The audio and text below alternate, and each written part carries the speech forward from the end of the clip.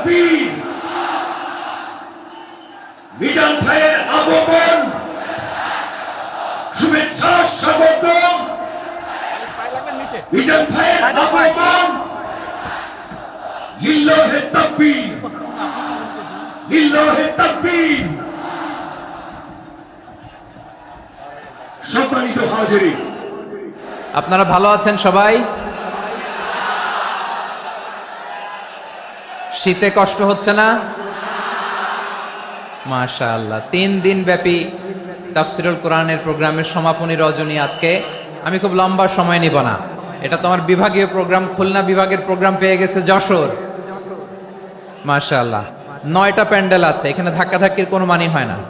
তোমরা ধাক্কাধাক্কি করবা, এই জন্য প্যান্ডেল করা হয় নাই 9টা। বসো, কোনো কথা নাই। অনেক আলোচনা হয়েছে 3 দিন ব্যাপী।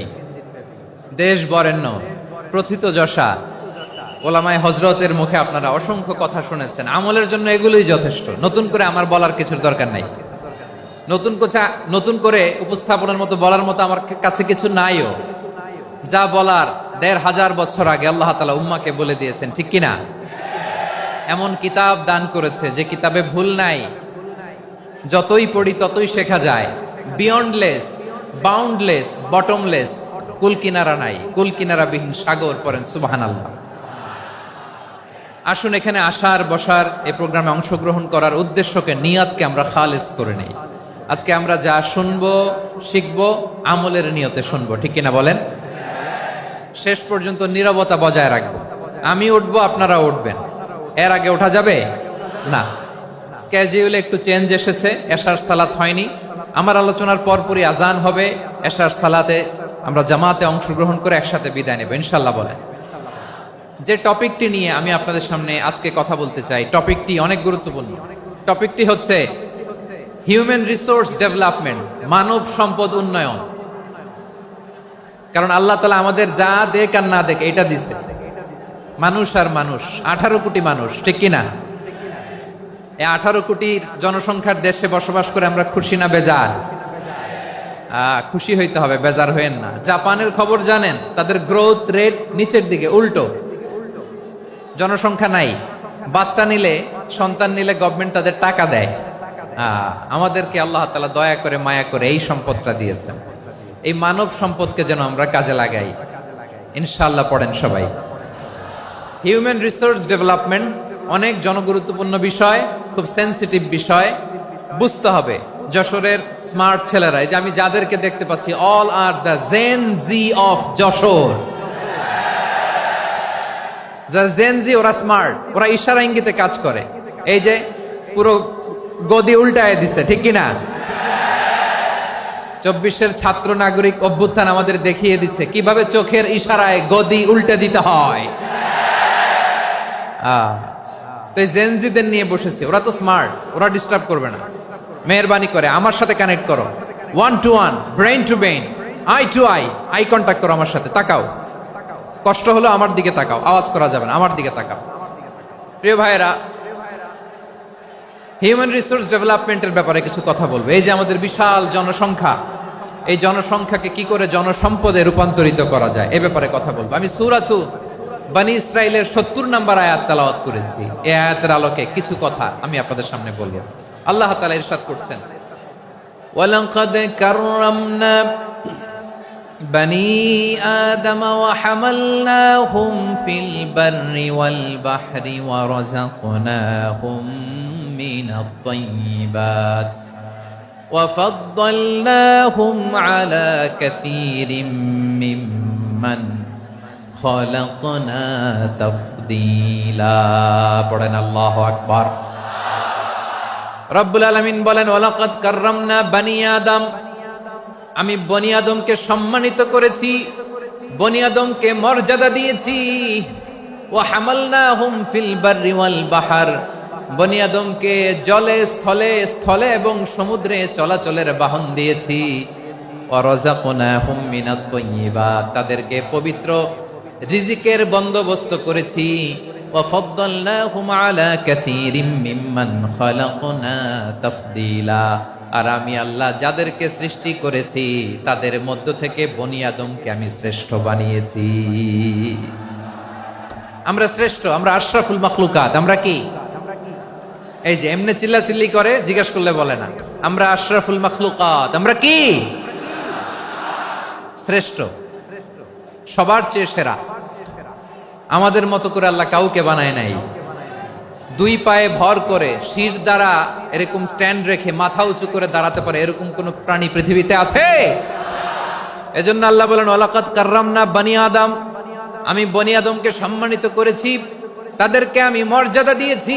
তাদেরকে আমি যত মর্যাদা দিয়েছি আমার কোন সৃষ্টিকে এত মর্যাদা দেই নাই। পড়েন সুবহানাল্লাহ। I have dignified the status of the sons of Adam. আদমের সব সন্তানের মর্যাদা আমি বাড়িয়েছি। আল্লাহ এখানে বলেননি ওয়ালাকাদ কাররামনাল মুমিনিন, আমি মুমিনের মর্যাদা বাড়িয়েছি, বলেছেন? আল্লাহ এখানে বলেন নাই ওয়ালাকাদ কাররামনাল মুসলিমিন, আমি মুসলিমের মর্যাদা বাড়িয়েছি।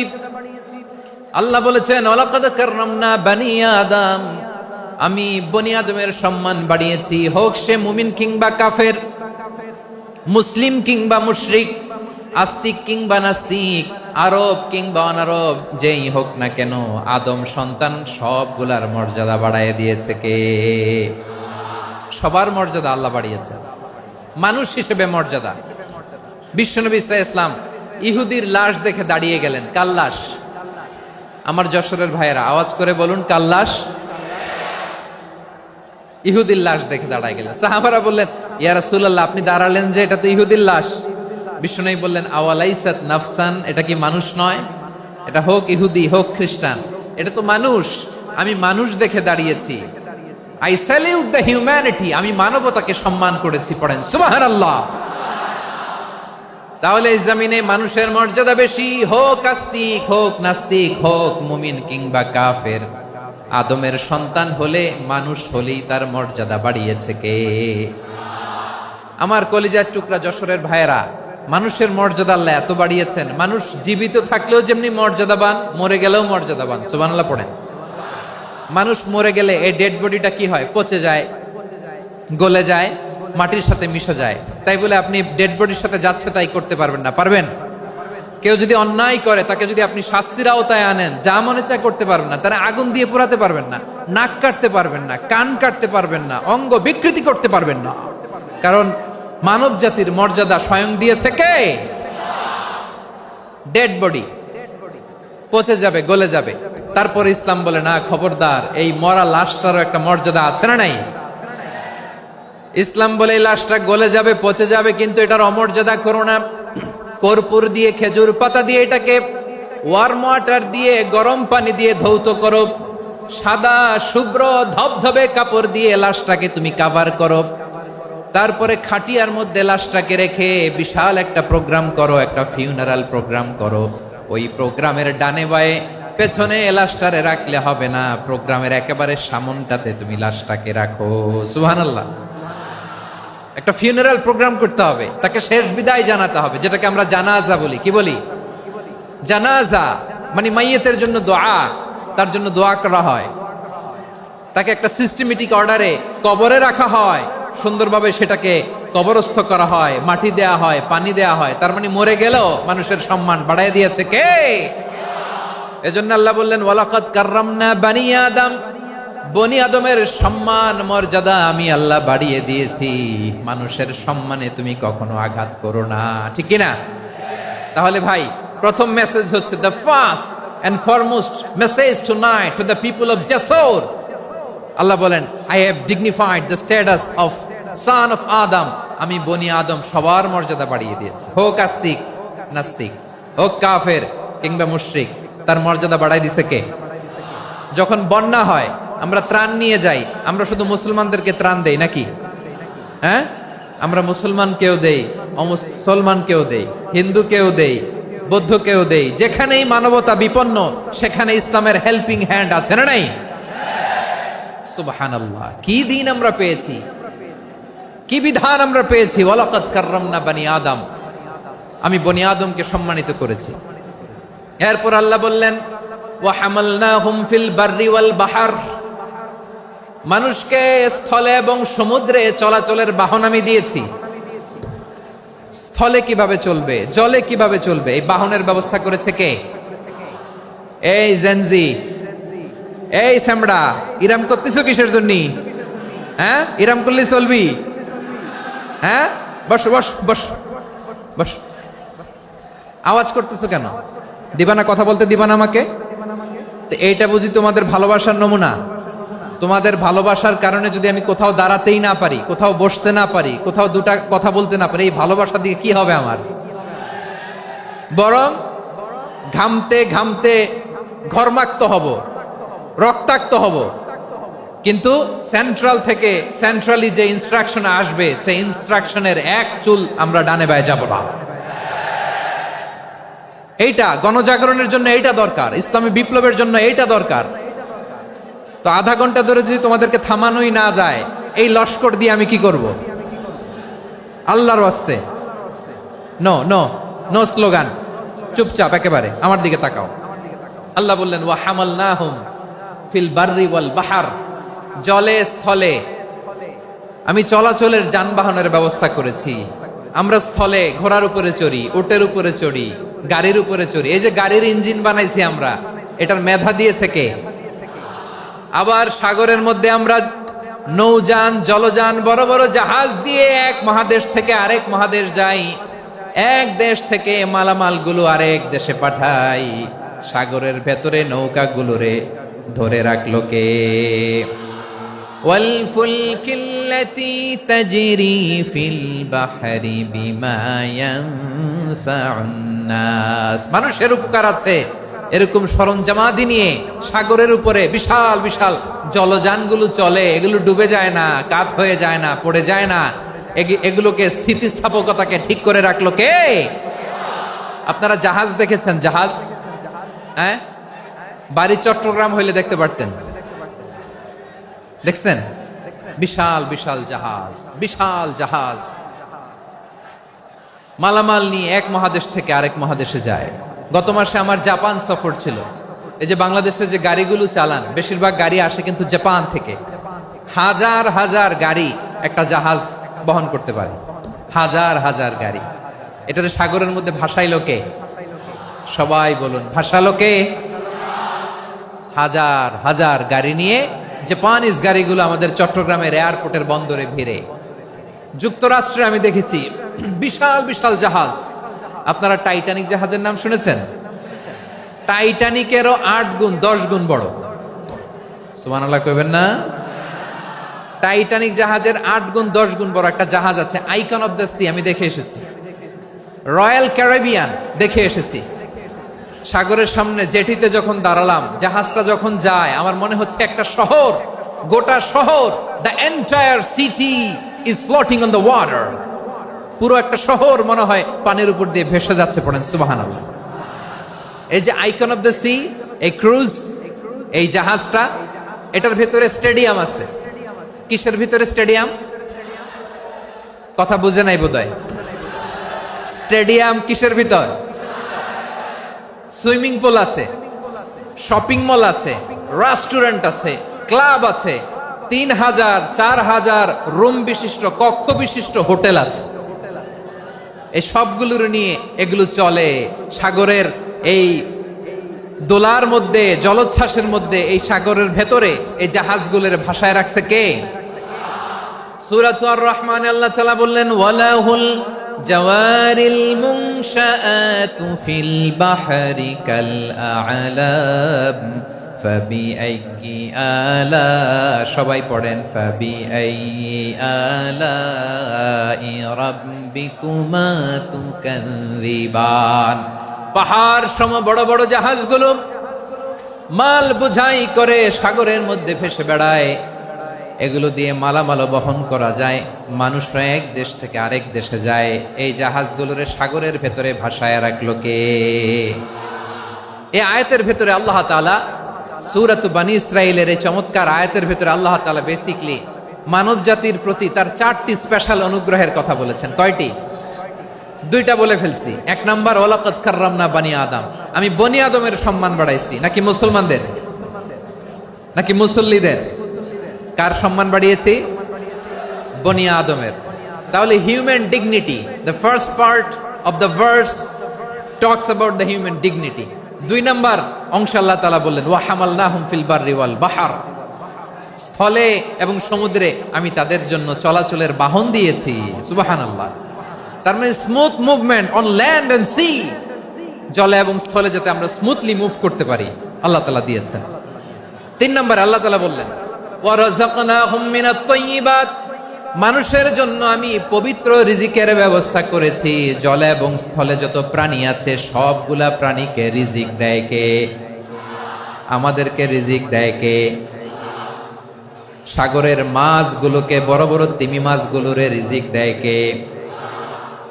বাতাসের মধ্যে ভেসে বেড়ানো বড় বড় পাখিগুলো, স্ক্যান্ডিনেভিয়ান কান্ট্রি থেকে লক্ষ লক্ষ কোটি কোটি পাখিগুলো যে এক দেশ থেকে আরেক দেশে ট্রান্সফার হয়, এগুলোর রিজিক দেয় কে?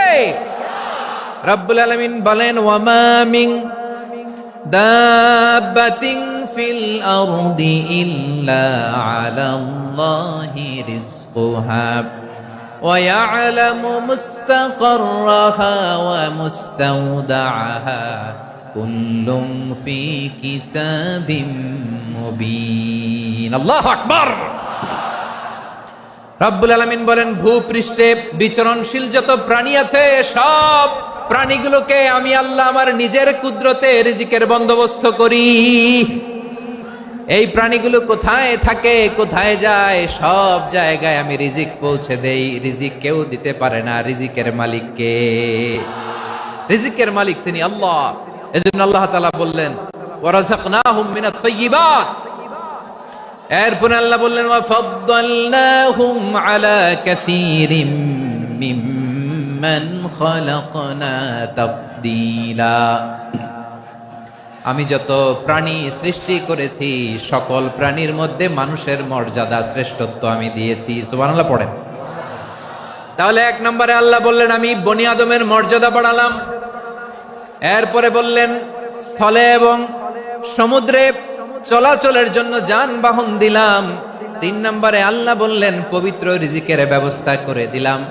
এরপরে আল্লাহ বললেন যত প্রাণী আছে, সৃষ্টি আছে, সবগুলার উপরে আমি মানুষকে শ্রেষ্ঠত্ব দিলাম। সুবহানাল্লাহ। তাহলে সবচেয়ে বেশি শ্রেষ্ঠত্ব মানুষের। কার? মানুষের। শুধু তাই নয় প্রিয় ভাইরা, আকাশ এবং জমিনে যা কিছু আছে সবকিছু মানুষের জন্য, মানুষের কল্যাণে, মানুষের প্রয়োজনে, মানুষের বশীভূত করে সৃষ্টি করেছেন কে? রব্বুল আলামিন বলেন হুয়াল্লাযী খালাকা লাকুম মা ফিল আরদি জামিআ। এই জমিনের মধ্যে যা কিছু আমি আল্লাহ সৃষ্টি করেছি সব কিছু আমি মানুষের জন্য সৃষ্টি করেছি। পড়েন সুবহানাল্লাহ। হুয়াল্লাযী খালাকা লাকুম মা ফিল আরদি জামিআ, যা আছে সব আমাদের জন্য, সব আমাদেরকে সার্ভিস দেওয়ার জন্য, আমাদের উপকারের জন্য, আমাদের কল্যাণের জন্য। আওয়াজ করে সবাই পড়ুন আল্লাহু আকবার। অন্য আয়াতে আল্লাহ বললেন ওয়াসাখখারা লাকুম মা ফিস সামাওয়াতি ওয়া মা ফিল আরদি জামিআম মিন ইন্না ফি যালিকা লাআয়াতিন লিকাউমিন ইয়াতাফাক্কারুন।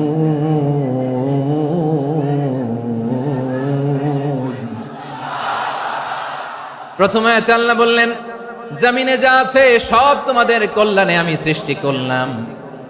এরপরে আল্লাহ বললেন আকাশেও যা আছে সব তোমাদের জন্য সৃষ্টি করলাম, তোমাদের অনুগত বানায় দিলাম। পড়েন সুবহানাল্লাহ।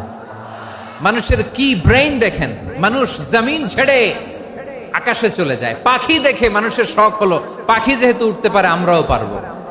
অরবিল রাইট, উইলবার রাইট, 2 ভাই মিলে আঁকাঝোঁকা করতে করতে করতে করতে প্লেন বানায় ফেললো। কোন সুবহানাল্লাহ। এখন পাখিও ওরে, আমরাও ওরি। এরপরেই মানুষের কৌতূহল থামে না এখানে। মানুষ চলে গিয়েছে চাঁদে। কোথায় গেছে? এখন কিন্তু চাঁদে জমি বিক্রি হয় জানেন। পৃথিবী নিয়ে মারামারি শেষ। রাশিয়া আমেরিকা এখন ধরছে চাঁদ আর মঙ্গল গ্রহ। এখন চাঁদে জমি বিক্রি হয়, মঙ্গলে জমি বিক্রি হয়। এই চাঁদ, মঙ্গল, বৃহস্পতি, শনি সব আল্লাহ তাআলা আমাদের জন্য বানিয়েছেন। সুবহানাল্লাহ পড়েন।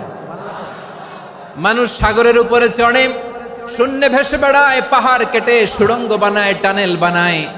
মানুষ ব্রডব্যান্ডের লাইন নিয়ে যায় সাগরের ভেতর দিয়ে, এক দেশ থেকে আরেক দেশে, এক মহাদেশ থেকে আরেক মহাদেশে। সুবহানাল্লাহ পড়েন।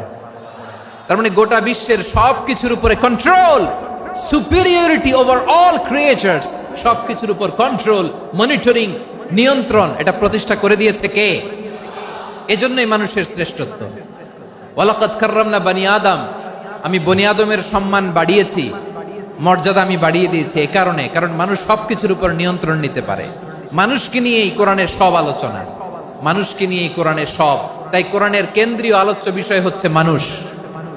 কোরআনের কেন্দ্রীয় আলোচ্য বিষয় কি? যশোরের ভাইয়েরা বুঝে থাকলে সবাই বলবেন কোরআনের কেন্দ্রীয় আলোচ্য বিষয় কি? এই যে আমি মূল আলোচনায় যাচ্ছি এখন। কেন মানুষ কোরআনের কেন্দ্রীয় আলোচ্য বিষয়? এই যে ভাইয়েরা, এই যে হাত জোর করে, এই যে Jessore Gen Z, the smart people of Jessore, হাত জোর করে বলতেছে, হাত জোর করে তোদের কাছে আল্লাহর দোহাই লাগে, স্টপ স্টপ। শুরুতে একবার বলেছে জাগা না হলে আস্তে আস্তে ধাক্কা দিবা, সামনে না পিছনে দিয়ে দিয়ে বেরোয় চলে যাও। এলইডিতে দেখো, এই যে এই যে আল্লাহর ওয়াস্তে জায়গা না হলে ওদিকে যাও। কোরআনের মাহফিলে বিশৃঙ্খলা, এটা কাফিরদের আলামত। কাফিররা শীষ দিত, শীষ। বিশ্বনবী কোরআনের তাফসির করলে কাফিররা শীষ দিত আর ক্ল্যাপিং করত, হুইসেল এন্ড ক্ল্যাপিং। তো আমরা কি এখানে বিশৃঙ্খলা করতে আসছি? তো বারবার থামানো লাগে কেন? কোনো আওয়াজ হবে না, বললাম তো স্টপ। আওয়াজ করে বলুন কোরআনের কেন্দ্রীয় আলোচ্য বিষয় কি? সবাই বলেননি। এতগুলো মানুষ উত্তর দিলে এতটুকু আওয়াজ হয়, অন্তত আমি বিশ্বাস করি না। যশোর আওয়াজ করে বলো কোরআনের কেন্দ্রীয় আলোচ্য বিষয় কি?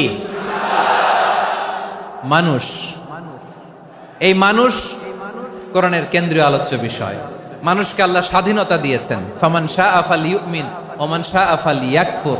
চাইলে মুমিন হতে পারো, চাইলে কাফের হতে পারো, তোমার ইচ্ছা। তবে জেনে রাখো, মুমিন হলে পাবা জান্নাত, কাফির হলে পাবা জাহান্নাম। নাও দ্য ডিসিশন ইজ ইয়ার্স, সিদ্ধান্ত তোমার, জান্নাতে যাবা না জাহান্নামে যাবা। যশোরের ভাইয়ের আওয়াজ করে বলুন কই যেতে চান, জান্নাতে না জাহান্নামে? ডান দিকে না বাম দিকে? ডানপন্থী না বামপন্থী? চিল্লা চিল্লি না চুপচাপ? চুপচাপ কয়ে আবার চিল্লাচিল্লি শুরু করে দিচ্ছে। মাশাআল্লাহ। তাহলে কোরআনের কেন্দ্রীয় আলোচ্য বিষয় মানুষ। আমার সাথে থাকতে হবে, তোমাদেরকে নিয়ে আমি আলোচনা শেষ পর্যন্ত যাব। অনেক গুরুত্বপূর্ণ কথা বাকি আছে, আমাকে সহযোগিতা করতে হবে। মাশাআল্লাহ, এই তো ঠান্ডা হয়েছে। হ্যাঁ ঠিক আছে, ঠিক আছে, ঠিক আছে।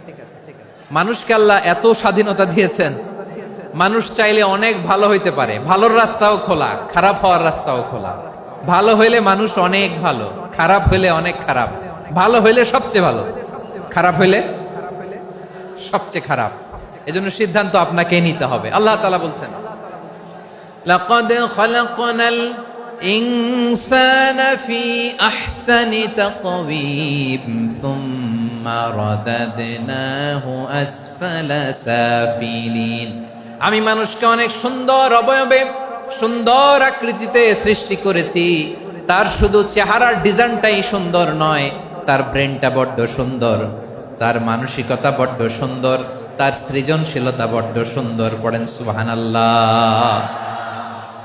আমাদের চেহারা, অবয়ব, ডিজাইন যে সুন্দর তা না, আমাদের ব্রেনটা অনেক সফিস্টিকেটেড ব্রেন, অনেক সফিস্টিকেটেড। এই 1.5 কেজি ব্রেন ইউজ করে মানুষ গোটা বিশ্বে সভ্যতা বিনির্মাণ করেছে, ঠিক কিনা? এই ব্রেন আল্লাহ তাআলা আমাকে দিয়েছে। এটারে কাজে লাগালে, আপনার 6 সেন্স কাজে লাগালে আপনি অনন্য মানুষ হয়ে উঠবেন, মহামানবে রূপান্তরিত হবেন। মানুষ হতে পারে, চাইলেই মহামানব হতে পারে।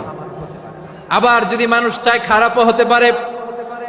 আল্লাহ বললেন শুধু ভালোই না, ভালো হতে চাইলে অনেক ভালো তুমি হতে পারো, আবার খারাপ হতে চাইলে অনেক খারাপ তুমি হতে পারো। সুম্মা রাদাদনাহু আসফালা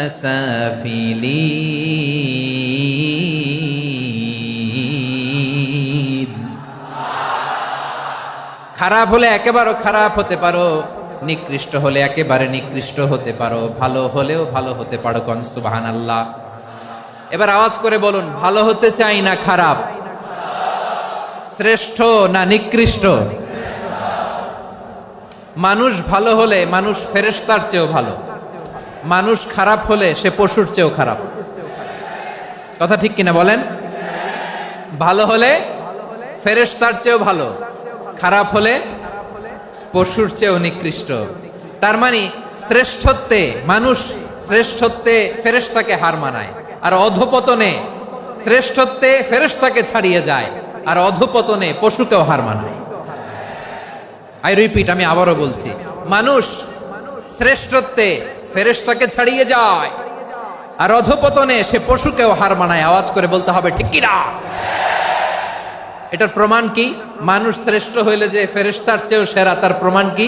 আল্লাহ তাআলা বলছেন, ওয়া ইয কুলনা লিল মালাইকাতি ইসজুদু লি আদম ফাসাজাদু ইল্লা ইবলিস আবা ওয়াস্তাকবারা ওয়া কানা মিনাল কাফিরিন। আল্লাহ বলেন, স্মরণ করো সে সময়ের কথা যখন আমি ফেরেশতাদেরকে বললাম, ও ফেরেশতারা আদমকে সেজদা দাও। সব ফেরেশতারা সম্মান সূচক সেজদা আদমকে দিল, তারা আদমের জন্য সেজদায় লুটিয়ে পড়লো, একজন ছাড়া, তার নাম ইবলিস। আওয়াজ করে বলেন তার নাম কি? সে অহংকার প্রদর্শন করলো, সে কাফের হয়ে গেল, বাকি সব ফেরেশতারা সেজদা দিল। সুবহানাল্লাহ। আবার আদম আলাইহিস সালামকে আল্লাহ জিজ্ঞেস করলেন, সব বলে দিল উত্তর, কিন্তু ফেরেশতাদেরকে একই প্রশ্ন জিজ্ঞেস করলেন, তারা উত্তর করতে পারে নাই। তার মানে এর মধ্য দিয়ে প্রমাণিত হয়, মানুষ ভালো হলে ফেরেশতার চেয়েও ভালো, ফেরেশতার চেয়েও মানুষের মর্যাদা বাড়িয়ে দিয়েছে কে? সব নূরের ফেরেশতা যখন মাটির আদমকে সেজদা দেয়, এটা প্রমাণ করে ফেরেশতার চেয়েও মানুষের মর্যাদা বাড়িয়ে দিয়েছে কে? তুমি মাটির আদমকে প্রথম সৃষ্টি করিয়া ঘোষণা করিয়া দিলে শ্রেষ্ঠ বলিয়া, তাই তো নূরের ফেরেশতা করে আদমকে সেজদা। ঠিক কিনা বলেন? তাই তো নূরের ফেরেশতা করে আদমকে সেজদা, সবার চেয়ে সম্মান দিলে মাটির আদমকে। আল্লাহু আল্লাহু তুমি জাল্লে জালালুহু, শেষ করা তো যায় না গে তোমার গুণগান। পড়েন না? পড়েন। আল্লাহু আল্লাহু তুমি জাল্লে জালালুহু, শেষ করা তো যায় না গে তোমার গুণগান। আল্লাহু আল্লাহু আল্লাহু আকবার। আদমের মর্যাদা বেশি, মানুষের মর্যাদা বেশি, মানুষ শ্রেষ্ঠ, তার প্রমাণ নূরের ফেরেশতা মাটির আদমকে সেজদা করে। আওয়াজ করে বলেন ঠিক কি না? তাহলে মানুষ ভালো হলে ফেরেশতার চেয়ে ভালো, আবার মানুষ যদি খারাপ হয় সে পশুর চেয়েও খারাপ। অধপতনে পশুত্বকে হার মানায়। তার প্রমাণ, তার প্রমাণ কি? তার প্রমাণ হচ্ছে, যশোরের ভাইরা দেখবেন পত্রিকায় নিউজ পেপারে মাঝে মাঝে এরকম দেখা যায়, এক মানুষ আরেক মানুষকে হত্যা করে 20 টুকরা করে বস্তার ভিতরে ভরেছে। আপনারা এই নিউজ পড়েন নাই না? দেখেন নাই? দেখছেন? মানুষ মানুষকে হত্যা করে কয় টুকরা? জোরে বলেন। এখানেই ক্ষান্ত হয় না, আবার কোথায় ভরছে? বস্তার ভেতরে। আচ্ছা, বুঝে থাকলে আওয়াজ করে বলেন, কোনদিন শুনছেন একটা হাতি আর একটা হাতিকে হত্যা করে 20 টুকরা করছে, এরপরে বস্তার ভিতরে ভরছে? হইছে? তাহলে দেখেন, মানুষ যদি খারাপ হয় সে পশুকেও হার মানায়। চিল্লায় বলো ঠিক কি না? এমনও দুশ্চরিত্র মানুষ আছে যার যার নজর থেকে 6 মাসের ছোট্ট মেয়ে থেকে শুরু করে 80 বছরের বৃদ্ধারাও নিরাপদ নয়। পশুকেও হার মানে। মানুষ মানুষের ঘর জ্বালিয়ে পুড়ে মেসাকার করে দেয়, জনপদের পর জনপদ জ্বালায় দেয়, এরকম আছে না নাই? বোমা মেরে শহরগুলো উড়িয়ে দেয়। এই যে ইসরায়েল গাজার মধ্যে যে অ্যাটাক করেছে, এরা মসজিদ মানে নাই, মসজিদে বম ফেলেছে। এরা খ্রিস্টানদের চার্চ, গির্জা মানে নাই, গির্জায় বম ফেলেছে। পৃথিবীর ইতিহাসে never happened in the history of the world that someone bombed on a hospital, on an ICU center. এমন হাসপাতাল যেখানে আইসিইউ রোগীরা আছে, ওই হাসপাতালের উপরও ইসরায়েলি সৈনিকেরা বোমা মেরেছে। জোরে বলেন ঠিক কিনা? এরা মানুষ? আওয়াজ করে বলেন, এরা মানুষ না। প্রিয় ভাইয়েরা, চোখ কান নাক মুখ থাকলেই মানুষ না। যা সামনে দেখেন এগুলো সব মানুষ না, এগুলো জনসংখ্যা। এগুলো কি? সবাই বলুন, এগুলো কি? বাড়ছে জনসংখ্যা, কমছে মানুষ। বাড়ছে জনসংখ্যা, কমছে। এই দুনিয়া এখন তো আর সেই দুনিয়া নাই, মানুষ নামের মানুষ আছে দুনিয়া বোঝাই, সেই মানুষের ভিড়ে আমার আসল মানুষ নাই। ঠিক কিনা? আসল মানুষের বড্ড অভাব, আসল মানুষের বড্ড অভাব। আমার ভাইয়েরা, মানুষ খারাপ হলে পশুকেও হার মানায়। আচ্ছা, আওয়াজ করে বলেন, এই যশোরের ছেলেরা এদিক তাকাও, আওয়াজ করে বলো, যে ইসরায়েলি সোলজাররা উপর থেকে বোমা মারল, তারাও মানুষ? তারাও কি? ওরাও রক্তে মাংসে মানুষ, ওদেরও পরিবার আছে। বোমা মেরে যেই মেয়েটাকে তারা অনাথ বানায়, ইয়াতিম বানায়, ও কিন্তু বাসায় ওর মেয়েটাকে রেখে আসছে। ঠিক কিনা বলেন? বম্বিং করে যে বাবাকে মেরে, স্বামীকে মেরে স্ত্রীকে বিধবা বানায়, তারও ঘরে স্ত্রী আছে। উপর থেকে বম মেরে মানুষ মেরে দিচ্ছে, তারাও মানুষ। 1945 সালের 6ই আগস্ট আমেরিকান সোলজাররা হিরোশিমায় বম মেরেছে।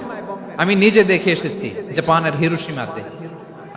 সকাল 8:15 মানুষ কেউ অফিসে যাচ্ছিল, কেউ খেতে খামারে কাজ করতে যাচ্ছিল। লিটল বয় নামে একটা বোম মেরেছে তারা। এই বোমের আঘাতে, পারমাণবিক এই বোমার রেডিয়েশনে আঘাতে বোম ব্লাস্ট হওয়ার পরে মুহূর্তের মধ্যে 1,40,000 নাই। উপর থেকে যারা মারতেছে এরাও মানুষ, যাদেরকে মারলো তারাও। তার মানে মানুষে মানুষে পার্থক্য আছে না? নেই? মানুষে মানুষে পার্থক্য আছে। নাক কান চোখ মুখ থাকলেই মানুষ নয়। বাড়ছে জনসংখ্যা, কমছে মানুষ। চিল্লায় বলো ঠিক কিনা? তাহলে আমরা বুঝলাম মানুষ ভালো হলে অনেক ভালো, খারাপ হলে অনেক খারাপ। ও আমার কলিজার টুকরা যশোরের ভাইয়েরা, আসুন না 3 দিন ব্যাপী এই তাফসিরুল কোরআনের ঐতিহাসিক প্রোগ্রাম থেকে আমরা সিদ্ধান্ত নেই, আমরা ভালো মানুষ হব নাকি খারাপ মানুষ হব। কলিজা থেকে, প্রাণ থেকে আওয়াজ করে সবাই বলুন, ভালো মানুষ নাকি খারাপ মানুষ? ভালো মানুষ হইতে হবে। ভালো মানুষ যারা জগৎটাকে এনলাইটেন করবে, যারা এনলাইটেন করবে, যারা সত্যের বীর সেনানী হয়ে দাঁড়াবে, যারা সত্যের পক্ষে কথা বলবে, যারা জালিমের মসনদকে ভেঙে খান খান করে দেবে। এরকম হওয়ার দরকার আছে না নাই? এরকম ভালো মানুষ আমরা হতে চাই কি চাই না? মানুষকে যত্ন নিলে মানুষ যে কত ভালো হয় আপনি কল্পনাও করতে পারবেন না। এই যে আপনাদের যশোরে যে ভালো ছেলেগুলো আছে, যে ভালো তরুণগুলো আছে, যে যুবকগুলো আছে, যে ভালো আলেমরা আছে, ভালো নেতারা আছে, সবাই যদি তাদের মতো হতো, পুরো যশোরটা একটা জান্নাতের টুকরা হয়ে যেত। আওয়াজ করে বলেন ঠিক কিনা? মানুষকে নার্চারিং করলে, মানুষকে পলিশ করলে, মানুষকে গ্রুমিং করলে, মানুষকে সঠিক তারবিয়া দিলে মানুষ অনন্য হয়ে ওঠে। প্রতিটি মানুষ অনন্য।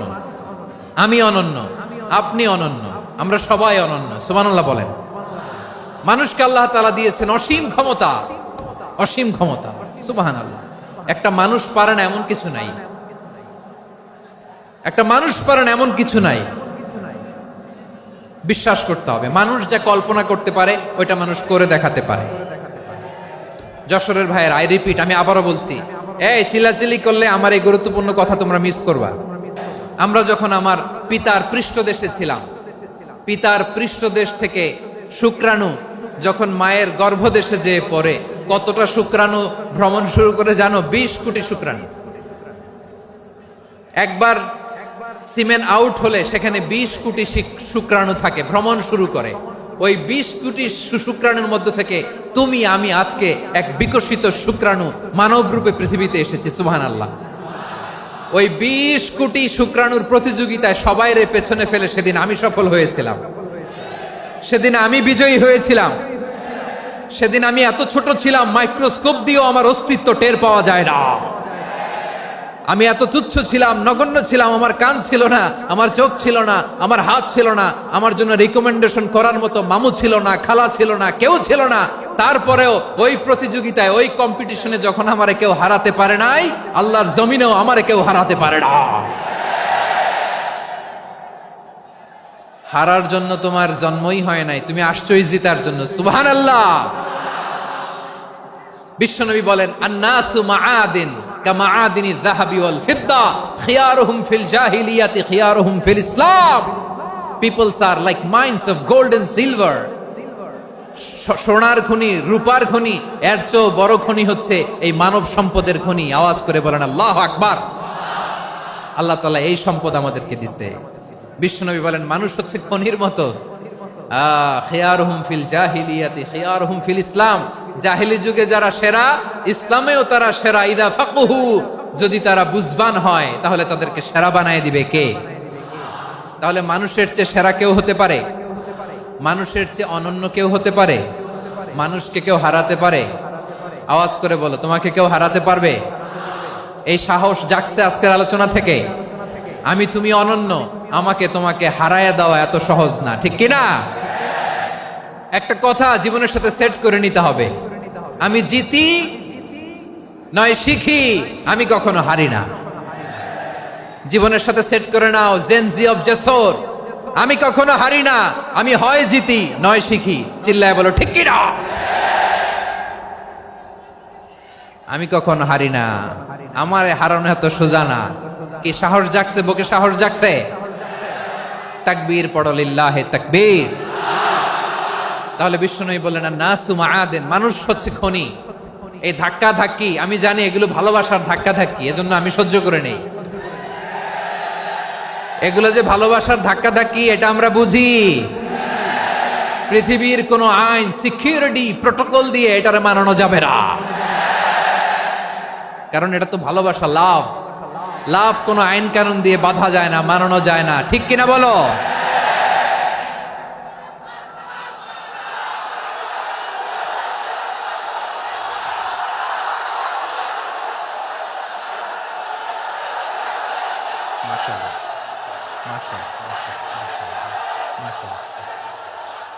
ঠিক আছে, বসুন বসুন বসুন।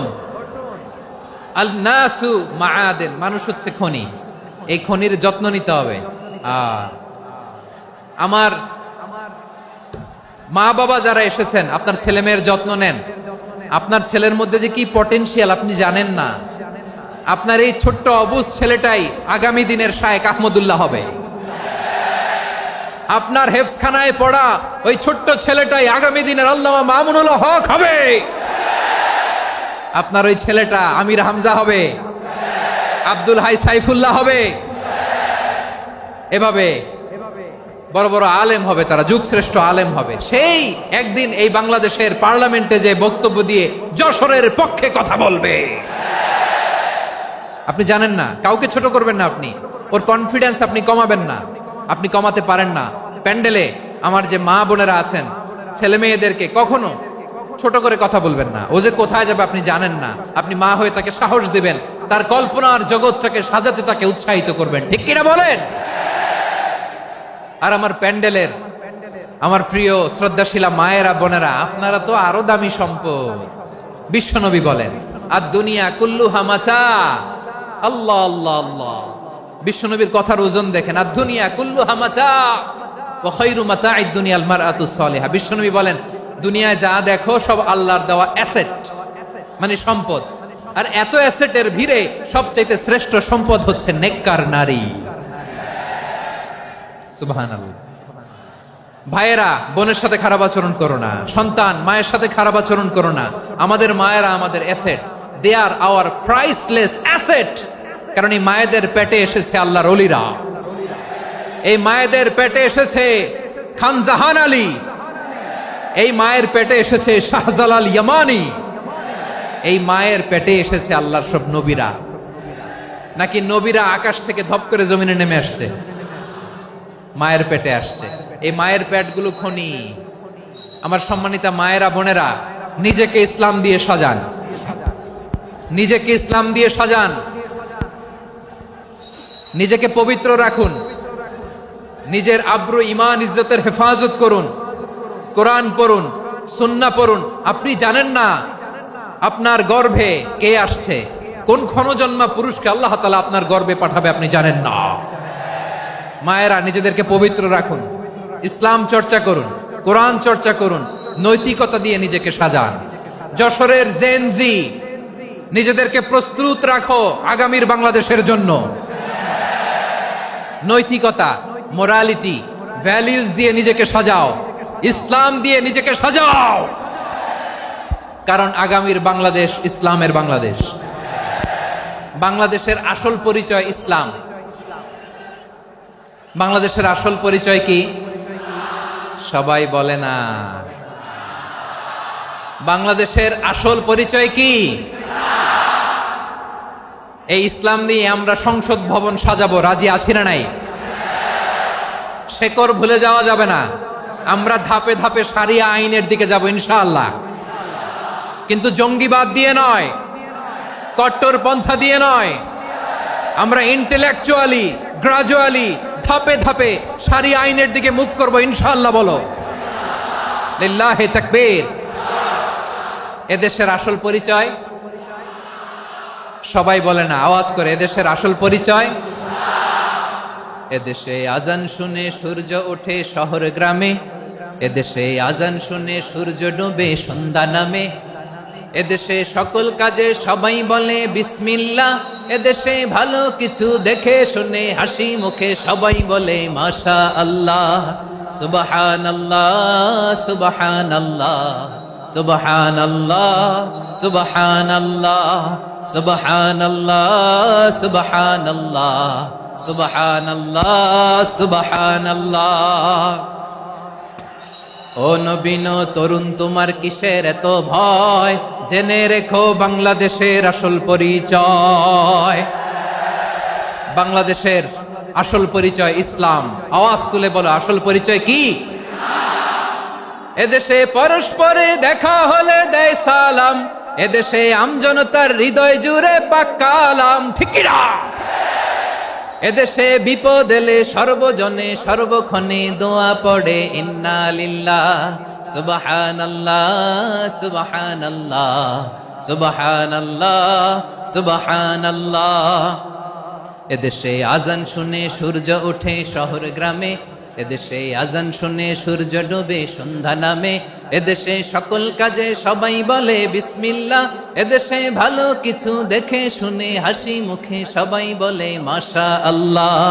সুবহানাল্লাহ, আওয়াজ করে সুবহানাল্লাহ, সুবহানাল্লাহ, সুবহানাল্লাহ, সুবহানাল্লাহ। সবাই একসাথে সুবহানাল্লাহ, সুবহানাল্লাহ, সুবহানাল্লাহ, সুবহানাল্লাহ। এদেশের আসল পরিচয় কি? আওয়াজ করে বলতে ভয় লাগে। এদেশের আসল পরিচয় কি? ইসলাম দিয়ে আমাদের সংসদ ভবন চলুক, আমরা চাই কি চাই না? বঙ্গভবনে লা ইলাহা ইল্লাল্লাহর পতাকা উড়ুক, আমরা চাই কি চাই না? প্রতিটি জেলা অফিসে, ডিসি অফিসে লা ইলাহার পতাকা ঝুলুক, আমরা চাই কি চাই না? কারা কারা চাই হাত তুলে আল্লাহরে দেখায়।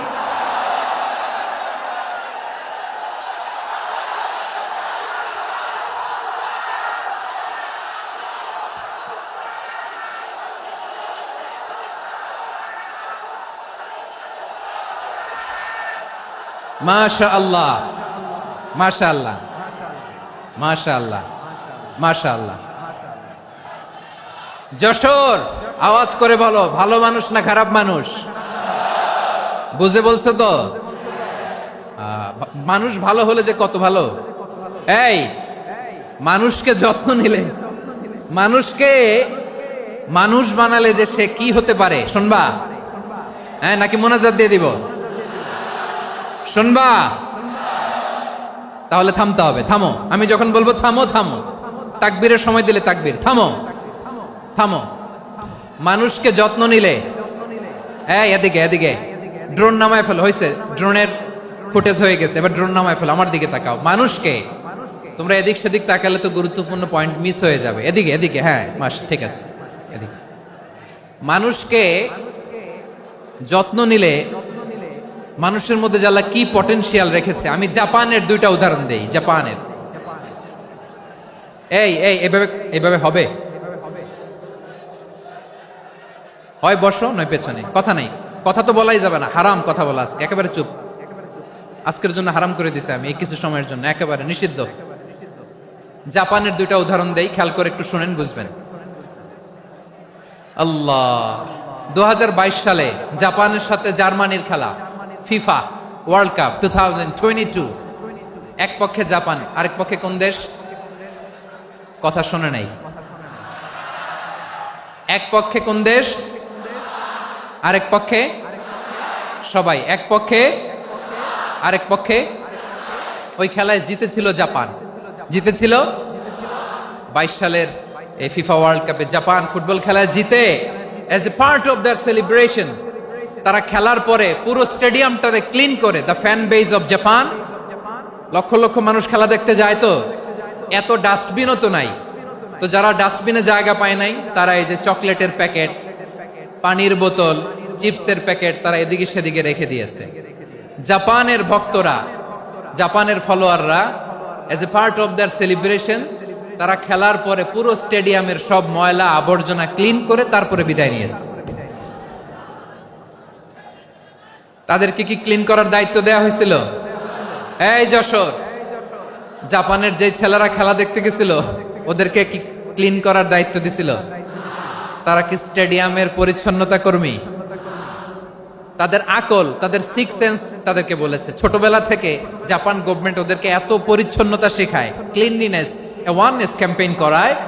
ক্লাসে আমি দেখেছি, ক্লাসে নিজের বেঞ্চ নিজে মুছে, ক্লাসের মাঝখানে একটা সময় দেয়, নিজের টেবিল নিজে মুছে, নিজের ক্লাসরুমটা নিজে পরিষ্কার করে, রাস্তাঘাটে একটা ধুলা নাই, ময়লা নাই, একটা টিস্যু নাই। খেলার পরে গোটা বিশ্বকে তাক লাগিয়ে দিয়েছে। জাপানের ফ্যানরা সবার রেখে যাওয়া গার্বেজ, টিস্যু, বোতল পরিষ্কার করে তারপরে স্টেডিয়াম থেকে বিদায় নিয়েছে। আমরা কেন এমন হইতে পারলাম না? আমরা কেন এমন হইতে পারলাম না? জাপানের যারা এগুলো করছে ওদের 3টা করে চোখ না? চোখ তো 3টা, জাপানো লাগো, জাপানো লাগো। হাত তো 4টা, কান তো 6টা। হ্যাঁ, নাকি আমার মতো 2 হাত 2 কানওয়ালা মানুষ? চোখে দেখলে ওটা মানুষ না। চিন্তা করছেন? তার মানে জাপানিজদেরকে যে গ্রুমিং করে শিখানোর মাধ্যমে পরিচ্ছন্ন বানানো গেছে, ওরা যেমনি মানুষ আমরাও মানুষ। আমাদের সন্তানদেরকে শেখালে তারাও পারবে, পারবে কিনা? 2 নম্বর উদাহরণ বলি। চট্টগ্রাম ফেনীতে যারা গিয়েছেন, মেঘনা গোমতী ব্রিজ প্রকল্প নাম শুনছেন? মেঘনা একটা ব্রিজ পার হওয়া লাগে, এই মেঘনা গোমতী, এখানে 3টা ব্রিজ, কাঁচপুর সহ এই 3টা ব্রিজের নির্মাণ কাজ, রেনোভেশনের কাজ দেয়া হয়েছিল জাপানের একটা কোম্পানিকে। কাকে? জাপানের কোম্পানি। নির্মাণ শেষে 738 কোটি টাকা বেঁচে গেছিল, এটা গভর্নমেন্টের হাতে দিয়ে তারা বিদায় নিয়েছে। কত টাকা? 738 কোটি টাকা। যত প্রাক্কলিত ব্যয় নির্ধারণ করা হয়েছে সব টাকা সরকার, তৎকালীন সরকার 2019-এর সরকার, কারা ছিল তো জানেন? এই 2019-এর সরকার তাদেরকে দিয়েছে। তারা রিনোভেশন নির্মাণ শেষে 738 কোটি টাকা অতিরিক্ত বেঁচে গেছিল, এটা আবার গভর্নমেন্টের হাতে বুঝাই দিয়ে তারা বিদায় নিচ্ছে। আমরা কেন এমন হইতে পারলাম না? জাপানের ওরাও মানুষ, আমরাও মানুষ, তার মানে মানুষে মানুষে পার্থক্য আছে না নাই? আচ্ছা, জাপানের 2টা উদাহরণ দিলাম, এবার আমার দেশের 2টা উদাহরণ দিব না? বাংলাদেশের 2টা উদাহরণ দেয়। 1 নম্বর উদাহরণ, গত সপ্তাহে আপনারা জানেন কক্সবাজার আমার একটা প্রোগ্রাম ছিল, তো হেলিকপ্টারে গিয়েছিলাম। ফেনী জেলা যখন পার হচ্ছি আমি দেখলাম 3টা উইন্ডমিল। উইন্ডমিল চিনেন তো? বিশাল পিলার, 3টা 4টা পাখা থাকে। বায়ু বিদ্যুৎ কেন্দ্র, বাংলাদেশের প্রথম বায়ু বিদ্যুৎ কেন্দ্র এটা। মুহুরী প্রজেক্ট বলে এটা সম্ভবত, মুহুরী প্রজেক্ট। তো সাগরের বাতাসের ঝাপটায় এটা ঘুরে এনার্জি হয়, ইলেকট্রিসিটি উৎপাদন হয়। তো আমি পাইলটকে বললাম, ভাই এগুলো থেকে কেমন ইলেকট্রিসিটি উৎপাদন হয়? কয়, হুজুর একটু হয় না, কিছুই হয় না। কিছুই হয় না মানে? বলে, হুজুর বাংলাদেশে যত উইন্ডমিল আছে এটার পাখা একটাও ঘুরে না। আল্লাহ, বলেন কি? তাহলে এই যে কোটি কোটি টাকা ব্যয় করে যে উইন্ডমিল, কয় হুজুর ভিতরে ফিটফাট, উপরে ফিটফাট, ভিতরে সদরঘাট। তার মানে কোটি কোটি টাকা দিয়ে এই উইন্ডমিল বানায়, এখানে কিছু নাই। দুর্নীতির আড্ডাখানা, আখড়াখানা বাংলাদেশ, ঠিক কিনা বলেন? আয় রে, জাপানিজরাও মানুষ, আমরাও মানুষ। আমার এক নিকটাত্মীয় সরকারি চাকরিজীবী, উনি আমাকে বললেন, বাংলাদেশের আর একটা উদাহরণ দেখ, উনি আমাকে বললেন যে প্রতি বছর আমাদের অফিসের ফার্নিচার চেঞ্জ করে। আমি বললাম প্রতি বছর ফার্নিচার চেঞ্জ করে কেন? বলে যে ফার্নিচার নতুন পারচেজ করলেই তো ওইখানে টাকা, নতুন কিনতে পারলেই টাকা, নতুন উন্নয়নের সবক শোনাতে পারলেই টাকা। প্রথম আলোর রিপোর্ট, কি আলো? প্রথম আলোর রিপোর্ট, গত 15 বছরে উন্নয়নের নামে লুটপাট হয়েছে প্রায় 3.25 লাখ কোটি টাকা। কার রিপোর্ট? আমাদের বানানো কথা। প্রথম আলোর রিপোর্ট। গত 15 বছরে কারা ছিল জানেন তো? হ্যাঁ, শুধু ওনাদেরকেই দোষ দিয়ে লাভ নাই। স্বাধীনতার পর থেকে শুধু শাসকের হাত বদল হয়েছে, আমরা কিছু পাই নাই, ঠিক কিনা বলেন? শুধু ওনাদের দোষ দিয়ে কি লাভ? একদল খাইছে, আরেক দল খাওয়ার জন্য রেডি হয়ে আছে। আমরা এরকম চাই না। আমরা চাই স্বাধীন সার্বভৌম বাংলাদেশ, আমরা চাই দুর্নীতিমুক্ত বাংলাদেশ। আমি নিউজটা যে কতবার পড়লাম, এটা কি সম্ভব? 3.25 লাখ কোটি টাকা লুটপাট, মানে লুটপাট করতে করতে এদেশের জনগণকে ফুটপাতে বসায় দিচ্ছে। প্রিয় ভাইয়েরা, তাহলে জাপানের মানুষও মানুষ, আমরাও মানুষ। সিদ্ধান্ত আপনার, কোন মানুষ হবেন, ভালো মানুষ না খারাপ মানুষ? আজকের আলোচনার বিষয় হচ্ছে মানব সম্পদের উন্নয়ন, human resource development. It's a process to increase the capacity of knowledge, skill, capacity of the people of a country. একটা দেশের মানুষের জ্ঞান, তাদের দক্ষতা কি করে বাড়ানো যায়, বাড়িয়ে দেশের উন্নয়ন করানো যায়, এটাই হচ্ছে মানব সম্পদ উন্নয়নের মূল কথা। তাহলে মানব সম্পদ হচ্ছে একটা দেশের সবচাইতে শক্তিশালী পুঁজি। প্রাকৃতিক সম্পদ, খনিজ সম্পদের চেয়েও দামি হচ্ছে মানব সম্পদ। আমার প্রিয় যশোর, প্রাকৃতিক সম্পদ, খনিজ সম্পদের চেয়ে দামি সম্পদ কি সম্পদ? আল্লাহ তাআলা দয়া করে আমাদেরকে এই মানব সম্পদ দিয়েছেন। আসুন আমাদের এই মানুষগুলোকে আমরা সোনার মানুষ বানাই। রাজি আছেন তো সবাই? রাজি আছেন? মানুষ পারে না এমন কোনো কিছু নাই, চাইলে সব পারে। এজন্য মানুষকে তারবিয়া দিতে হবে, যথাযথভাবে তাদেরকে গড়তে হবে। আসুন আমরা সিরাতের আয়নায় বিশ্বনবীর জীবনী থেকে দেখি তিনি কিভাবে হিউম্যান রিসোর্সকে ম্যানেজ করতেন। যদি আপনাদের সময় হয়, দু একটা উদাহরণ দিয়ে আজকে আমি আমার আলোচনার বিদায় নিব। হবে সময় হবে কয়েক মিনিট? হ্যাঁ, শান্ত থাকবেন তো? শান্ত থাকবা? হ্যাঁ, ঠিক আছে। এই ধাক্কার মধ্যে ঢুকছে, এবার মজা বুঝতেছো তো? হ্যাঁ, মানা করছিলাম না? ঠিক আছে, টের পাও। হ্যাঁ, ঠিক আছে। যে আওয়াজ করবে আমি ওকে দেখতেছি, কে কে আওয়াজ করে দেখতেছি। শেষ কথা, শেষের দিকে চলে আসছি। বিষ্ণু ইসলাম কিভাবে হিউম্যান রিসোর্সকে ম্যানেজ করতেন, মজার কথা আছে কয়েকটা, বলে বিদায় নিব। বিশ্বনবী কিভাবে এই মানব সম্পদকে ম্যানেজ করতেন? বিশ্বনবী, he was a very good talent hunter, চৌকস ট্যালেন্ট হান্টার ছিল।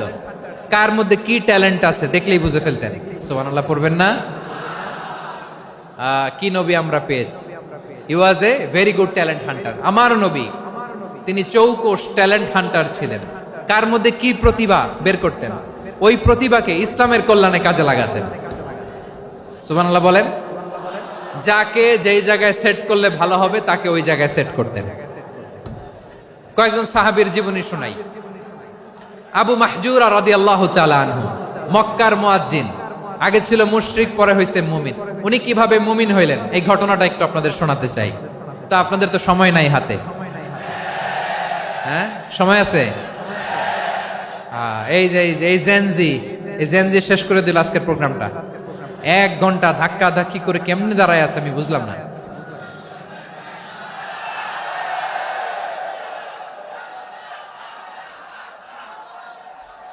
না না, তাকবির না, তাকবির না, চুপ করতে হবে। What I need, you stop. Just shut up. চুপ। হ্যাঁ, ঠিক আছে, এভাবে। আবু মাহজুরা রাদিয়াল্লাহু তাআলা আনহু কিভাবে মুসলিম হলেন আওয়াজ করে শুনেন। হুনাইনের যুদ্ধ, 8ম হিজরি, বিষ্ণু ইসা ইসলাম হুনাইনের যুদ্ধ শেষে ফিরতেছেন। পথিমধ্যে বেলাল রাদিয়াল্লাহু তাআলা আনহু, এই যে আবার কথা, আই রে আল্লাহ রে, এখানে ধাক্কা ধাক্কি কেন? চলে যাও, পেছনে যাও, যাও পেছনে যাও। কি আজীব তামাশা! যেখানে যায় এখানে ধাক্কা ধাক্কি, মারামারি, গায়ের উপরে কাঁধের উপরে শাউটিং। অনেক গুরুত্বপূর্ণ কথা পয়েন্ট করে নিয়ে আসে যে বলবো, এই শাউট করার কারণে প্রোগ্রামটাই নষ্ট করে দেয়। আসছে আমার ভালোবাসা দেখাইতে, প্রোগ্রামটাই শেষ করে দিয়ে চলে যায়। স্টপ। আবার কথা বল, স্টপ। হুনাইনের যুদ্ধে অষ্টম হিজরি, কত হিজরি সবাই বলেন না একটু, কত হিজরি? অষ্টম হিজরিতে হুনাইনের যুদ্ধে রাসূল সাল্লাল্লাহু আলাইহি ওয়াসাল্লাম ফিরে আসতেছেন মদিনায়। পথিমধ্যে বেলাল রাদিয়াল্লাহু তাআলা আনহু আজান দিচ্ছেন। কি দিচ্ছেন? তো পাশে ছিল মুশরিকদের একটা পল্লী, কিছু মুশরিক তরুণ, কিছু অমুসলিম কিশোর, তারা আজানকে ব্যঙ্গ করতেছে। আমাদের বাংলায় মুখ ভেঙ্গানো বলে আর কি। বেলাল রাদিয়াল্লাহু তাআলা আনহু আজান দিচ্ছেন, ওই বাচ্চাগুলো মুশরিক, তো ওরা আজানকে ব্যঙ্গ করতেছে, বিকৃতি করে ওরাও আজান দিচ্ছে। উদ্দেশ্য হচ্ছে আজানকে নিয়ে ঠাট্টা করা। উদ্দেশ্য কি? ঠাট্টা করা। ব্যাপারটা মনে কষ্ট পাওয়ার মতো ব্যাপার না? কিন্তু বিশ্বনবী ওইখানে দেখেন কি খুঁজলেন। বিশ্বনবী খেয়াল করলেন অমুসলিম কিশোরদের মধ্য থেকে একটা কিশোরের গলাটা বড় দরাজ গলা, কণ্ঠটা বড় সুন্দর। খেয়াল করে দেখলেন যে কিছু কিশোর বেলালের আজানকে ব্যঙ্গ করে, বিকৃতি করে, কিন্তু একজনের কণ্ঠ দেখতে পাচ্ছেন না এত দূরে, কিন্তু কণ্ঠটা বড় সুন্দর, দরাজ গলা। বিশ্বনবী সাহাবীদেরকে বললেন, ধরো এগুলারে, ধরো। সবগুলারে ধরে বিশ্বনবীর সামনে আনা হলো। ওরা হাঁটু গেড়ে বসলো। বিশ্বনবী বললেন, তোমাদের মধ্যে কে যেন ব্যঙ্গ করে আজান দিচ্ছিল, তার গলাটা বড় উঁচু, গলার বেসটা বড় মজবুত, মেলোডিয়াস, সুমধুর কণ্ঠ। কে? আবু মাহজুরা বলে, আমার বন্ধুরা সবাই আমার দিকে আঙ্গুল দেখায়, আমি পড়ে গেছি বিপদে। রাসূল সাল্লাল্লাহু আলাইহি ওয়াসাল্লাম বাকি অমুসলিম তরুণদেরকে ছেড়ে দিলেন, বললেন তোমরা যাও। এবার আবু মাহজুরারে পাইছে। আবু মাহজুরার চুলের মধ্যে হাত দিলেন বিশ্বনবী, মাথায় হাত দিয়ে বললেন, এবার আজান দাও দেখি। আবু মাহজুরা বলে, আমি তো আজান দিতে জানি না, কারণ আমি তো বেলালেরটা শুইনা দিছি, আমার তো মুখস্থ নাই, আমি তো আজান দিতে জানি না। বিশ্বনবী বললেন, জানো না? তাহলে আসো, আমি তোমারে শিখাই দেই। সুবহানাল্লাহ পড়েন। আবু মাহজুরা হাঁটু গেড়ে বসে, বিশ্বনবীর মোবারক হাত আবু মাহজুরার চুলের মধ্যে।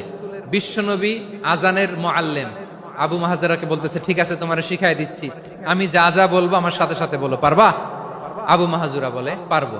বিশ্বনবী আজান দিচ্ছেন মাথায় হাত দিয়ে, আল্লাহু আকবার, আল্লাহু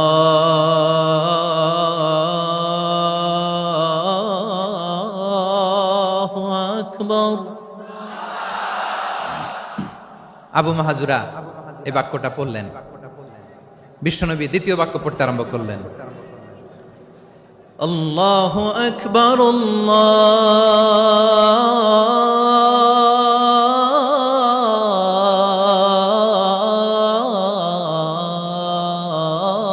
আল্লাহু আকবার। আবু মাহজুরা এই বাক্যটা বললেন। বিশ্বনবী আবু মাহজুরার মাথার মধ্যে হাত দিয়ে তৃতীয় বাক্য পড়লেন, আশহাদু আল্লা ইলাহা ইল্লাল্লাহ।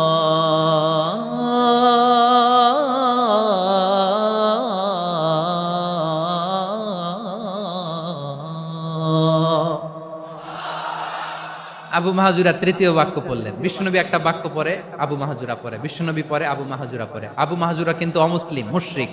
আবু মাহজুরা বলে, এক একটা বাক্য পড়ি আমার কলিজাটা গলে ঠান্ডা হয়ে যায়। এতদিন মোহাম্মদকে গালি দিতাম, এখন মোহাম্মদ আমার মাথায় যখন হাত রাখছে আমার সারা শরীর ঠান্ডা হয়ে গেছে। বিশ্বনবী আজান শিখাচ্ছেন, একটা একটা বাক্য পড়ে আবু মাহজুরাও পড়ে, বিশ্বনবী পড়ে, আবু মাহজুরাও পড়ে। পুরো বাক্যগুলো যখন শেষ, আজান শেষ, আবু মাহজুরাও যখন পুরো আজান পড়লেন, আবু মাহজুরা বললেন, এতদিন মোহাম্মদের চেহারা দেখলে আমার ঘৃণা লাগতো, আজ থেকে মোহাম্মদের চেহারার চেয়ে প্রিয় চেহারা আমার কাছে নাই। আবু মাহজুরা বললেন, ও মুহাম্মদ, আজানের বাক্য তো আপনি আমারে শেখালেন, এখানেই শেষ করবেন না, আপনি আমারে পড়ায় দেন লা ইলাহা ইল্লাল্লাহু মুহাম্মাদুর রাসূলুল্লাহ সাল্লাল্লাহু আলাইহি ওয়াসাল্লাম। বিশ্বনবীর সাথে দাঁড়িয়ে উনি শাহাদা পড়ে মুসলমান হয়ে গেলেন। এবার আবু মাহজুরা বলে, ইয়া রাসূলুল্লাহ, ইয়া হাবিবাল্লাহ, আমি মুমিন হয়েছি, মুসলমান হয়েছি, আপনার কাছ থেকে আজান শিখার সৌভাগ্য আমি লাভ করেছি গো নবী। আমার কণ্ঠের বড় তারিফ করেছেন আপনি, আমার আজানকে আপনি পছন্দ করেছেন। একটা জিনিস আপনার কাছে চাই, আপনি আমাকে মক্কার মসজিদুল হারামের মুয়াজ্জিন হিসেবে অ্যাপয়েন্ট করে দে। বিষ্ণু ইসলাম বললেন, যাও আবু মাহজুরা, আমি তোমাকে পৃথিবীর শ্রেষ্ঠতম মসজিদ মক্কার মসজিদুল হারামের মুয়াজ্জিন হিসেবে অ্যাপয়েন্ট করে দিলাম। দেখছেন কিভাবে ট্যালেন্ট হান্টিং করতে হয়, কিভাবে হিউম্যান রিসোর্স মানব সম্পদকে ব্যবহার করতে হয়। আসছিল আজানকে ভেঙ্গাইতে, আসছিল কেন? আজানকে ব্যঙ্গ করার জন্য, বিকৃত করার জন্য। আজানকে বিকৃত করতে যে ইসলামের সবচেয়ে শ্রেষ্ঠ মসজিদের মুয়াজ্জিন হয়ে গেল। পড়েন সুবহানাল্লাহ। হযরত আবু মাহজুরা রাদিয়াল্লাহু তাআলা আনহু ওনার এই সুললিত কণ্ঠ ব্যবহার করে মসজিদুল হারামে এত সুন্দর করে আল্লাহু আকবার বলে আজান দিতেন। মানুষগুলোর, মুসল্লিগুলোর, মক্কাবাসীর হৃদয়কে তিনি বিগলিত করে দিতেন। মানুষের হৃদয়কে ঠান্ডা হয়ে যেত। শুধু এখানেই শেষ না আমার যশোরের ভাইয়েরা, বিশ্বনবী যখন সাইয়েদনা আবু মাহজুরা রাদিয়াল্লাহু তাআলা আনহুকে আজান শিখাচ্ছিলেন, বলেন তো বিশ্বনবীর হাতটা কোথায় ছিল? আবু মাহজুরার মাথার সামনে, এই চুলের উপরে ছিল। আবু মাহজুরা ওই স্মৃতিটাকে ধারণ করবার জন্য, ওই স্মৃতিকে বহন করার জন্য বিশ্বনবীর মোবারক হাত আবু মাহজুরার কপালের চুলের যেই জায়গায় লেগেছে, মৃত্যুর আগের দিন পর্যন্ত আবু মাহজুরা মাথার ওই চুলে কোনোদিন ছুরি আর কামার লাগায় নাই, সেখানে কেচি লাগায় নাই, চুলের মধ্যে খুর লাগায় নাই। আবু মাহজুরা ডান দিকের চুল কাটতো, বাম দিকের চুল কাটতো, পেছনের চুল কাটতো, সামনের চুল কাটতো না। আবু মাহজুরা রাদিয়াল্লাহু তাআলা আনহুর সামনের চুলগুলো বড় হতে হতে যখন এত বড় হয়ে যায়, তিনি চুলগুলো পেঁচিয়ে মাথার মধ্যে রাখতেন। তারপরে তিনি পাগড়ি পরতেন। সবাই জিজ্ঞেস করতো, আবু মাহজুরা, এটা আবার কেমন স্টাইল? দেখতে তোমারে কি বিদঘুটে লাগে? কেমন অড লাগে? কেমন খারাপ দেখা যায়? মক্কায় এমন কোন মানুষ তো দেখি নাই, ডানে চুল কাটে, বায়ে চুল কাটে, পেছনে চুল কাটে, সামনে কাটে না। ওরে আবু মাহজুরা, কেমন দেখা যায় তোমারে? তুমি সামনের চুল কাটো না কেন? আবু মাহজুরা বলে, আমি হাঁটু গেড়ে পেয়ারা নবীর সামনে বসেছিলাম, আমার এই মাথার চুলের মধ্যে মুবারক হাত লাগিয়ে বিশ্বনবী নিজে আমাকে আজানের প্রতিটা বাক্য শিক্ষা দিয়েছেন। বিশ্বনবীর মোবারক হাত, পবিত্র হাত আমার মাথার চুলের যেই জায়গায় লেগেছে, আমি চাই ওই চুলগুলা নিয়ে আমি আমার কবরের ভিতরে যাব। সাইয়েদনা আবু মাহজুরা রাদিয়াল্লাহু তাআলা আনহু ইন্তেকালের আগের পর্যন্ত মাথার সামনের চুলগুলা কাটে নাই। মাথার সামনের চুল তিনি কাটেন নাই। সুবহানাল্লাহ বিহামদি। কেমন ভালোবাসতেন বিশ্বনবী সাহাবীদেরকে, সাহাবারা কেমন ভালোবাসতেন বিশ্বনবীকে। সামনের চুলগুলো বড় হতে হতে এত বড় ছিল, পেঁচিয়ে রেখে পাগড়ি পরতেন, কাটতেন না। নবীর হাত লেগেছিল। সুবহানাল্লাহ পড়েন। তাহলে what is the lesson? Moral of the story কি? মোরাল অফ দ্য স্টোরি হচ্ছে, আসছিল আজানকে ব্যঙ্গ করার জন্য, বিকৃত করার জন্য, হয়ে গেল মসজিদুল হারামের মুয়াজ্জিন। দেখেন বিশ্বনবী একটা খারাপ সিচুয়েশনের মধ্যে থেকে কি ভালো জিনিস বের করে আনলেন। আমি যে শুরুতে বলেছি কিভাবে তিনি হিউম্যান রিসোর্সকে ডেভেলপ করেছেন, ম্যানেজ করেছেন। তিনি যে চৌকস ট্যালেন্ট হান্টার ছিল, দেখেন সবার মধ্যে থেকে এর বাছাই করে মুয়াজ্জিন বানাই দিয়েছেন। সুবহানাল্লাহ পড়েন। তার মানে এই না সবাইরে ধরে ধরে উনি মুয়াজ্জিন বানাইছেন। যার যেই ট্যালেন্ট আছে তাকে ওই কাজে অ্যাসাইন করেছেন। যার যেই প্রতিভা আছে তার প্রতিভাকে ইসলামের কাজে লাগিয়েছেন। সুবহানাল্লাহ পড়েন। যায়েদ বিন সাবিত রাদিয়াল্লাহু তাআলা আনহু নাম শুনেছেন? যশোর কথা বেরোয় না। যদি জিজ্ঞাসা সালমান খানের নাম শুনছেন, সবাই হাত তুলবে, জি হুজুর শুনছি, মানে সব দেখা শেষ। সালমান খান, আমির খান, অমুক খান, সব খান। মুখস্থ, কিন্তু জায়েদ বিন সাবেতের নাম মুখস্থ নাই মুসলমানদের। যেই সাহাবী মাথার সামনের চুল কাটে নাই, মসজিদুল হারামের মুয়াজ্জিন বানাইছেন বিশ্বনবী, ওই সাহাবীর নাম কি? খায়া ফেলাইস, স্লোগানের সাথে খায়া ফেলাইস। আবু মাহজুরা, কি নাম? আবু মাহজুরা আল জুমাহি রাদিয়াল্লাহু তাআলা আনহু। এই নামটা আজকে নিয়ে যাইতে হবে যশোর। আবু মাহজুরা রাদিয়াল্লাহু তাআলা আনহু। 2 নম্বরে বলছিলাম জায়েদ বিন সাবিত রাদিয়াল্লাহু তাআলা আনহু। বিশ্বনবী দেখলেন মদিনার এই আনসারী সাহাবী হাইলি ট্যালেন্টেড, ইন্টেলেকচুয়াল, মেরিটোরিয়াস, জ্ঞানের প্রতি তার আকর্ষণ, মারাত্মক আকর্ষণ। বিশ্বনবী তাকে দায়িত্ব দিলেন, কোরআন যা নাজিল হয় তুমি লিখো, কাতিবুল ওহী বানায় দিলেন। সুবহানাল্লাহ। জায়েদ বিন সাবিতরে আবার আজান শিখান নাই, কারণ তার মধ্যে বিশ্বনবী প্রতিভা দেখেছেন, একাডেমিক প্রতিভা। বিশ্বনবীর একাডেমিক প্রজেক্টগুলো তিনি হ্যান্ডেল করতেন। জায়েদ বিন সাবিত ছিল বিশ্বনবীর ব্যক্তিগত সচিব। কি ছিল? ব্যক্তিগত সচিব। বোঝেন নাই? বিশ্বনবীর ব্যক্তিগত সচিব এবং দোভাষী। ইহুদিরা কিছু লিখে দিলে এটার অর্থ বিশ্বনবীরে বুঝায় দিতেন, আবার ইহুদিদের কাছে কিছু লিখতে হলে তিনি লিখে দিতেন। বিশ্বনবী একদিন বললেন, ইন্নী ওয়াল্লাহি মা আমানু ইয়াহুদা আলা কিতাব। ইহুদিরা যে চিঠি পাঠায় অর্থ তো বুঝি না, আরেক ইহুদি আইনে অর্থ করা লাগে। আবার ইহুদিদের কাছে কিছু লিখে পাঠাইতে চাইলে আমরা তো লিখতে পারি না, ইহুদিরে দিয়ে লেখা লাগে। ওরা যে পয়রা শোনায় লিখে দেয়, আমি ওদের বিশ্বাস করি না। আমার নিজের একজন লোক দরকার। বিশ্বনবী এই জায়েদ বিন সাবিতকে চুজ করলেন ল্যাঙ্গুয়েজের জন্য। উনি বললেন, জায়েদ, তোমার সফট স্কিলকে ডেভেলপ করতে হবে, তুমি হিব্রু ল্যাঙ্গুয়েজ শিখে ফেলো।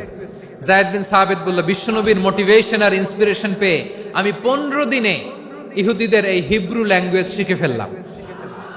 শুধু শিখে ফেললাম না, হাত্তা হাদিকতু, even I became master in the language. এই ভাষা আমি পারদর্শী হয়ে গেলাম। এরপরে ইহুদিরা চিঠি লিখে পাঠালে আর কোনো ইহুদি ডাকা লাগতো না, আমি নবীর এটার অর্থ শুনে পরে বুঝায় দিতাম। আবার ইহুদিদের কাছে চিঠি লেখা লাগলে আমি জায়েদ বিন সাবিত চিঠি লিখে দিতাম। সুবহানাল্লাহ। দেখেন, এত সাহাবীর মধ্য থেকে বিশ্বনবীর একাডেমিক প্রজেক্ট, ব্যক্তিগত সচিব, দোভাষী হিসেবে তিনি জায়েদ বিন সাবিতের মতো তরুণকে নির্বাচিত করেছেন। কেমন ট্যালেন্ট হান্টার ছিল আমার নবী! সুবহানাল্লাহ পড়বেন না? বিশ্বনবীর ইন্তেকালের পরে সাইয়েদনা আবু বকর রাদিয়াল্লাহু তাআলা আনহু যখন খলিফা হয়ে আসলেন, কোরআনকে সংকলনের দায়িত্ব দেয়া লাগবে, কোন সাহাবীকে দিবেন? সব সাহাবারা মিলে পরামর্শ করলেন। সাইয়েদনা আবু বকর, ওমর সবাই মিলে এই বিশাল কোরআন সংকলনের গুরু দায়িত্ব বিশ্বনবীর ব্যক্তিগত সচিব, বিশ্বনবীর দোভাষী, বিশ্বনবীর সিলেক্ট করাই লোক জায়েদ ইবনে সাবিত রাদিয়াল্লাহু তাআলা আনহুকে দিয়েছে। কোরআনের কপি তো আজকে এখানে রাখে নাই। এই যে আজকের যে কোরআন পড়েন, এটা আগে এরকম ছিল না। কোরআন নাজিল হলে সাহাবারা চামড়ার, ওটের চামড়ায় লিখে ফেলতো, ওটের চ্যাপ্টা হাড্ডির মধ্যে লিখে ফেলতো, গাছের গুড়ির মধ্যে লিখে ফেলতো। বিভিন্ন জনের কাছে ছড়ানো ছিটানো ছিল। আবু বকর রাদিয়াল্লাহু তাআলা আনহু একসাথে করলেন, পরবর্তীতে উসমান রাদিয়াল্লাহু তাআলা আনহু একসাথে করলেন। 114 সূরার এখন এই মুসহাফ, এই কম্পাইলেশন, এই কপি আমরা পেয়েছি, যার হিউজ কন্ট্রিবিউশন ছিল। এই পুরো কোরআন কম্পাইলেশনের প্রজেক্ট ম্যানেজার ছিল জায়েদ বিন সাবিত রাদিয়াল্লাহু তাআলা। কোরআন কম্পাইলেশনের প্রজেক্ট ম্যানেজার। দেখেন, উনারে মাথায় হাত দিয়ে আজান শিখায় নাই। সুবহানাল্লাহ কইবেন না? তাহলে প্রথম সাহাবী আবু মাহজুরাকে মুয়াজ্জিন বানাইলেন, জায়েদ বিন সাবিতকে ব্যক্তিগত সচিব আর দোভাষী বানালেন, মুসআব ইবনে উমাইর রাদিয়াল্লাহু তাআলা আনহুকে ইসলামের প্রথম অ্যাম্বাসেডর বানালেন। তাহলে তৃতীয় নাম্বার একজন সাহাবীর নাম বলছি, মুসআব ইবনে উমাইর। মুসআব কি নাম? নামটা কেমন লাগে? এই কয়েকজনের ভাল লাগে, বাকিদের ভাল লাগে না? ভাল লাগে? এই এই আর কয়েকটা মিনিট দেওয়া যাবে না আমাকে আল্লাহর রাস্তে? হ্যাঁ, ঠিক আছে। আমি তোমাদেরকে ভালোবাসা দেখাবো, দোয়া করব যদি চুপ থাকো, একেবারে চুপ, কষ্ট সহ্য করো। বাকিরা যা সওয়াব পাবে তোমরা ডবল পাবা, যেহেতু কষ্ট বেশি, কিন্তু চুপ। 3 নম্বর সাহাবীর নাম মুসআব। এই ধাক্কাধাক্কি কেন? ধাক্কাধাক্কি কেন রে ভাই? না না না, এরকম হইলে আসবো না যশোর, আমি আর আসবো না। হয় পিছনে চলে যাও, নাহলে চুপ, ধাক্কাধাক্কি নেই। 3 নম্বর সাহাবীর নাম মুসআব কি নাম? He was the first ambassador in Islam. ইসলামের প্রথম ডিপ্লোম্যাট, প্রথম কূটনৈতিক, ইসলামের প্রথম কূটনৈতিক, ইসলামের প্রথম ডিপ্লোম্যাট, প্রথম অ্যাম্বাসেডর মুসআব ইবনে উমাইর, মক্কার তরুণ যুবক। উনি পারফিউম লাগাইলে মানুষ দেখলেই বুঝতো এটা মুসআব লাগাইছে। এমন ড্যাশিং ফেসের ছিল, এমন স্মার্ট ড্যাশিং ফেস, এমন পার্সোনালিটির মানুষ ছিল মুসআব রাদিয়াল্লাহু তাআলা আনহু। কারণ যিনি ইসলামের স্পোকম্যান হবেন, মুখপাত্র হবেন, তার স্মার্ট হওয়ার দরকার আছে না নাই? আকাবার প্রথম শপথ যখন হলো, তাদের সাথে বিষ্ণু ঈসা ইসলাম মদিনাতে একজন মুখপাত্র পাঠালেন, ডিপ্লোম্যাটকে পাঠালেন, অ্যাম্বাসেডর অফ ইসলাম। তিনি হচ্ছেন মুসআব ইবনে উমাইর। পড়েন সুবহানাল্লাহ। বিশ্বনবী দেখলেন সে অনেক স্মার্ট, তার ডেডিকেশন আছে, সিনসিয়ারিটি আছে, এবং মদিনায় যে আউস খাজরাজ গোত্রের নেতাদের সাথে ডিল করতে হবে, ইহুদিদের সাথে ডিল করতে হবে, ওখানে একজন পাক্কা জানু খেলোয়াড়ের দরকার আছে না নাই? মুসআব ইবনে উমাইর রাদিয়াল্লাহু তাআলা আনহু, ওনাকে বিষ্ণু ঈসা ইসলাম চুজ করলেন। এবং বিষ্ণু ঈসা ইসলামের এই চুজিংটা, এই সিলেকশনটা এত সুন্দর ছিল, তিনি মদিনাতে যে বিশ্বনবী আসার আগেই মদিনার জমিনকে তিনি উর্বর করে ফেলছেন। প্রতিটা ঘরে ঘরে কালিমার দাওয়াত তিনি পৌঁছায় দিচ্ছেন। জুমার বিধান নাজিল হয়েছে, কিন্তু মক্কায় পরিবেশ নাই জুমা পালনের। বিষ্ণু ঈসা ইসলাম একজনকে দিয়ে খবর পাঠালেন, যাও মদিনায় মুসাবকে যে বলো, মুসাব তো আমার শিক্ষক, আমার স্পোকম্যান, মদিনাতে যেন তারা জুমা কায়েম করে। বিশ্বনবীর আগেই মুসাব মদিনার মুসলিমদেরকে নিয়ে মদিনায় প্রথম জুমা কায়েম করে ফেলছে। কোন সুবহানাল্লাহ। ডিপ্লোম্যাটদের কেমন হইতে হয়, অ্যাম্বাসেডারের কেমন হইতে হয়, মুসআব রাদিয়াল্লাহু তাআলা আনহুর কাছ থেকে শিখে নাও। মুসআব নামটা কেমন লাগে? যশোর, যাদের সন্তান হবে, ছেলে সন্তান, আমার রাস্তায় পাইলে সবাই জিজ্ঞেস করে, হুজুর একটা নাম দেন, আমার ছেলে হবে। যশোরবাসীর জন্য আমি একটা নাম দিয়ে দিলাম, নাম রাখতে হবে মুসআব। কি নাম? নামটা যাদের ভাল লাগে, ছেলে সন্তান অনাগত আসবে, মনে চাইলে নাম রেখে দিবেন মুসআব রাদিয়াল্লাহু তাআলা আনহুর নামে মুসআব। তাহলে মুসআব রাদিয়াল্লাহু তাআলা আনহুকে বিশ্বনবী ল্যাঙ্গুয়েজ শিখান নাই, সফট স্কিল শিখান নাই। যায়েদ রাদিয়াল্লাহু, তিনি হিব্রু ল্যাঙ্গুয়েজ শিখেছেন, সুরিয়ানি শিখেছেন, কিন্তু মুসআবকে তিনি বানিয়েছেন the spokesman of Islam, the first diplomat, the ambassador of Islam. সুবহানাল্লাহ পড়বেন না? আব্দুল্লাহ ইবনে আব্বাস রাদিয়াল্লাহু তাআলা আনহু, বিশ্বনবীর কাজিন, চাচাতো ভাই। আবার মাইমুনা রাদিয়াল্লাহু তাআলা আনহু, মাইমুনা নবীর স্ত্রী, তিনি ছিলেন আব্দুল্লাহর আপন খালা। তো নবীর বউ যদি ওনার খালা হয়, নবী তার কি? বুঝে নাই, নবী তার কি? খালু। তাহলে সম্পর্ক অনেক গভীর, কাজিন আবার খালু। ছোট্ট মানুষ, তাই রাতে মাঝে মাঝে ঘরে থাকতো। বিশ্বনবী দেখলেন আব্দুল্লাহ যেহেতু আমার ঘরে ঢুকতে পারে, আব্দুল্লাহরে এই উম্মতের বড় শিক্ষাবিদ বানাইতে হবে। কথা বোঝে নাই? আব্দুল্লাহকে কি বানাইতে হবে? শিক্ষাবিদ, এডুকেটর অফ দিস উম্মাহ, এই উম্মার শিক্ষাবিদ বানাইতে হবে। তাই আব্দুল্লাহ ইবনে আব্বাসকে বিশ্বনবী হাতে কলমে শিক্ষা দিয়েছেন। আহারে, আর এরপরে যে কি ভাষা আসবে তোমাদের জন্য আমার মুখ থেকে আমি নিজেও জানি না, আমি নিজেও জানি না। 1 ঘন্টা যাবত ধাক্কা ধাক্কি মারামারি। তো আসতে বলছে কে তোমাকে? পেছনে চলে যাও, জায়গা না পেলে। পুরো প্রোগ্রামটাই নষ্ট করে দিল।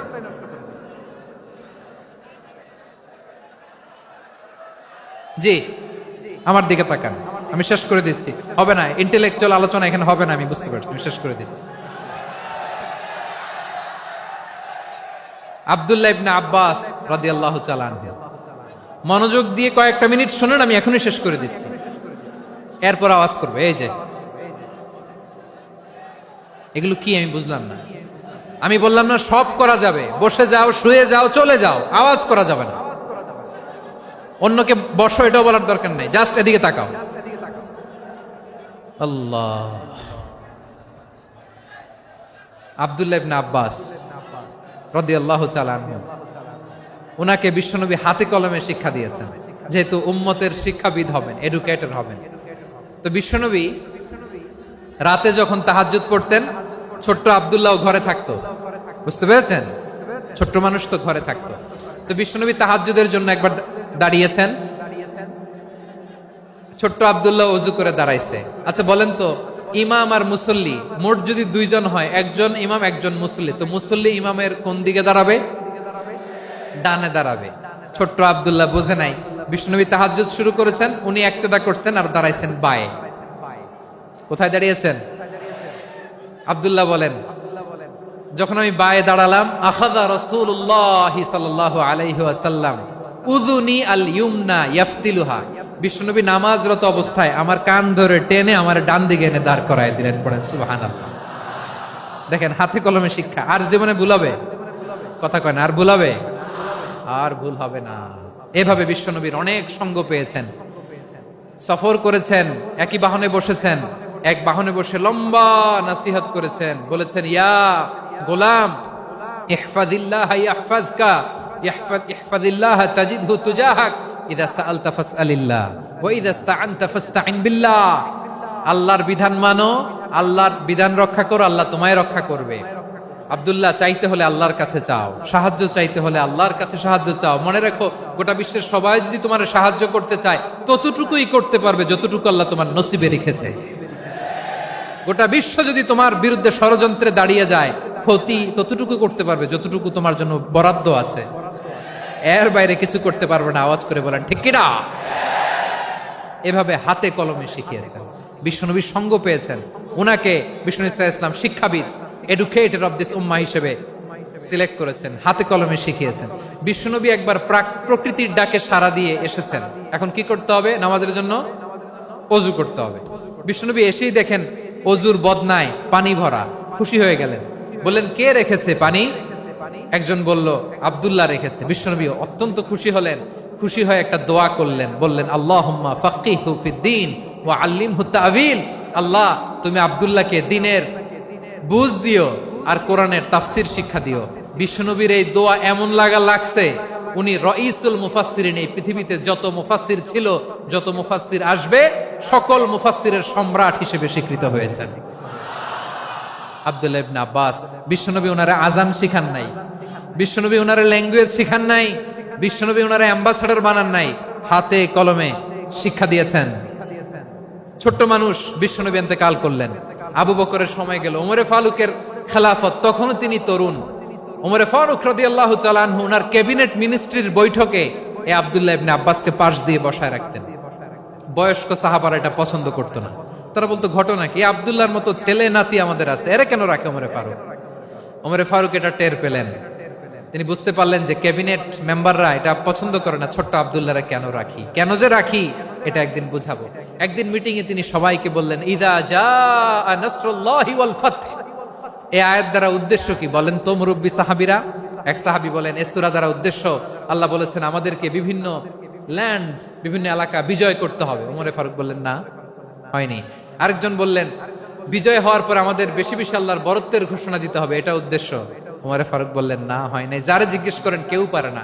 সব শেষে বিশ্বনবী ছোট্ট আব্দুল্লাহরে বলেন, আব্দুল্লাহ, ইদা জাআ নাসরুল্লাহি ওয়াল ফাতহ, এর দ্বারা উদ্দেশ্য কি বলো তো?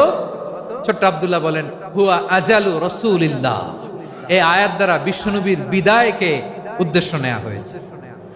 ওমরে ফারুক বললেন, হাযা হুয়া, এটাই তো সঠিক উত্তর, এটাই সঠিক তাফসীর এই আয়াতের। কারণ ইদা জাআ নাসরুল্লাহি ওয়াল ফাতহ, যখন আল্লাহর সাহায্য আর বিজয় আসবে, ওয়া রাআইতান নাসা ইয়াদখুলুনা ফি দীনিল্লাহি আফওয়াজা, আপনি দেখবেন দলে দলে, ঢলে ঢলে, বানের পানির মতো মানুষ ইসলামের দিকে ঢুকতেছে, ইসলামের বিজয় হয়েছে। তো ইসলামের বিজয়ের মিশন নিয়ে নবী আসছে, বিজয়ী যখন হয়ে গেছে, এখন তো নবীর বিদায় হবে। জোরে বলেন ঠিক কিনা? কোন সাহাবী এই সূক্ষ্ম কথাটা ধরতে পারে নাই, ওই আব্দুল্লাহ ছাড়া। আব্দুল্লাহ যখন উত্তর দিছে, সব সাহাবীদের টনক নড়েছে। এরপর থেকে কোনো ক্যাবিনেট মিটিং এ আর কোনো সাহাবারা কোনো প্রশ্ন করে নাই। আওয়াজ করে পড়েন সুবহানাল্লাহ। বিশ্বনবী আব্দুল্লাহ ইবনে আব্বাসকে দ্য এডুকেটর অফ দ্য উম্মাহ, উম্মার শিক্ষাবিদ হিসেবে গ্রহণ করেছেন। আওয়াজ করে পড়তে হবে আল্লাহু আকবার। সাহাবীদের নামগুলো মনে থাকবে? এক নম্বরে আবু মাহজুরা, মুয়াজ্জিন বানাইছেন। যায়েদ ইবনে সাবিত, দোভাষী, ট্রান্সলেটর অফ প্রফেট, এবং তিনি ছিলেন বিশ্বনবীর ব্যক্তিগত সচিব। Musab ibn Umair, the first ambassador and diplomat of Islam. Abdullah ibn Abbas, এই উম্মার সবচেয়ে বড় এডুকেটর, শিক্ষাবিদ। আরেকজন ছিল আব্দুল্লাহ ইবনে মাসউদ রাদিয়াল্লাহু তাআলা। দুই আব্দুল্লাহ, আব্বাস গেল, আরেকজন হচ্ছে মাসউদ। মক্কার তরুণ, ছাগল পালতো মুশরিকের, বিশ্বনবী আর আবু বকর রাদিয়াল্লাহু তাআলা আনহু একবার গেলেন, যে দেখে এই তরুণ দাঁড়ায় আছে। বিষ্ণু বলেন, আমি খুব ক্ষুধার্ত, তোমার কাছে কি দুধ আছে ছাগলের? আব্দুল্লাহ ইবনে মাসউদ বলে, আছে। ওয়ালাকিন আনা মুতামান, কিন্তু যে দুধ আছে এটা আমানতের, আমি দিতে পারবো না। বিশ্বনবী এইটা শুনেই তারা টার্গেট করে ফেলছে। আনা মুতামান, দুধ আছে কিন্তু এটা আমার মালিকের, আমি তো দরদ দেখায় আমার মালিকের দুধ আপনি পথিক, আপনারে দিতে পারি না। বিশ্বনবী টার্গেট করে ফেলছেন, এরে আমার কাজে লাগাইতে হবে। বিশ্বনবী বললেন, আচ্ছা ঠিক আছে, দুধ দিও না, কিন্তু এমন ছাগি আছে কিনা যেই ছাগির সাথে কোনো ছাগলের মিলন হয় নাই, তার ওলানে দুধও আসে নাই, বাচ্চাও নাই, এরকম ছাগির থেকে যদি আমি দুধ খাই তাহলে তো সমস্যা নাই। বলতেছে, এরকম ছাগির থেকে দুধ খাইলে সমস্যা নাই, কারণ এরকম ছাগির ওলান থেকে দুধ আসবেও না। বলতেছে, ঠিক আছে, এরকম একটা ছাগি নিয়ে আসা হলো। বিশ্বনবী বিসমিল্লাহ বলে ওই ছাগির ওলানে হাত দিলেন। হাত দিতে দেরি, পুরো ওলানটা দুধে ভরে যেতে দেরি হয় না। বিশ্বনবী আর আবু বকর রাদিয়াল্লাহু তাআলা আনহু দহন করে পেট ভরে খেলেন। এই দৃশ্য আব্দুল্লাহ ইবনে মাসউদের হৃদয়ে দাগ কাটলো। এই মুআজিজা দেখে তিনি বললেন, আশহাদু আল্লা ইলাহা ইল্লাল্লাহ ওয়া আশহাদু আন্না মুহাম্মাদুর রাসূলুল্লাহ। তিনি ষষ্ঠ মুসলিম ছিলেন, 6 নম্বর মুসলমান। ওনাকে টার্গেট করে বিশ্বনবী দেখলেন এমন ইন্টেলেকচুয়াল ব্রেন, উনি সূক্ষ্ম সূক্ষ্ম জিনিস বুঝে বেশি, ফিকহি জ্ঞান ওনার মধ্যে বেশি। বিশ্বনবী ওনাকে কোরআনের জ্ঞান শিক্ষা দিতে লাগলেন। উনি বিশ্বনবী সবার কাছে কোরআন শোনায়, কিন্তু বিশ্বনবী নিজে আব্দুল্লাহ ইবনে মাসউদের কাছ থেকে কোরআন শুনতো। বিশ্বনবী একবার বললেন, ইকরা আলাইয়া ইয়া মাসউদ। ইবনে মাসউদ, একবার শোনাও তো কোরআন দেখি। আব্দুল্লাহ ইবনে মাসউদ বলে, আকরাউ আলাইকা ওয়া আলাইকা উনজিল। নবী, আপনার উপর কোরআন নাজিল হয় আর আমি আপনার সামনে কোরআন পড়ব। বিশ্বনবী বললেন, ইন্নী উহিব্বু আন আসমাআহু মিন গায়রি। আমি নিজে পড়তে যেমনি ভালোবাসি, অন্যে পড়ুক আমি শুনবো, এটাও আমি ভালোবাসি। সূরা নিসা তিনি তেলাওয়াত করে শুনিয়েছেন। এমন সূক্ষ্ম সূক্ষ্ম বিষয় বিশ্বনবী উনাকে ধরিয়ে দিয়েছেন। উনি হয়ে গিয়েছেন, আব্দুল্লাহ ইবনে আব্বাস হয়েছেন রাইসুল মুফাসসিরিন, উনি হয়ে গিয়েছেন ফাকিহুল উম্মাহ। ওনার চাইতে বড় ফকি এই পৃথিবী আর দেখবে না। চিল্লায় বলেন সুবহানাল্লাহ। উনি বলতেন, ওয়াল্লাহি ওয়াল্লাহি ইল্লাযী লা ইলাহা গায়রু মা উনজিলাত সূরাতুন ইল্লা ওয়া আনা আ'লামু আইনা উনজিলাত ওয়া ফীমা উনজিলাত। বিশ্বনবী এমন ভাবে কোরআনের দার্স আমাকে দিয়েছেন, কোরআনে যত সূরা নাজিল হয়েছে, যেখানে নাজিল হোক না কেন আমি জানি এটা কোথায় নাজিল হয়েছে এবং কোন প্রেক্ষাপটে নাজিল হয়েছে।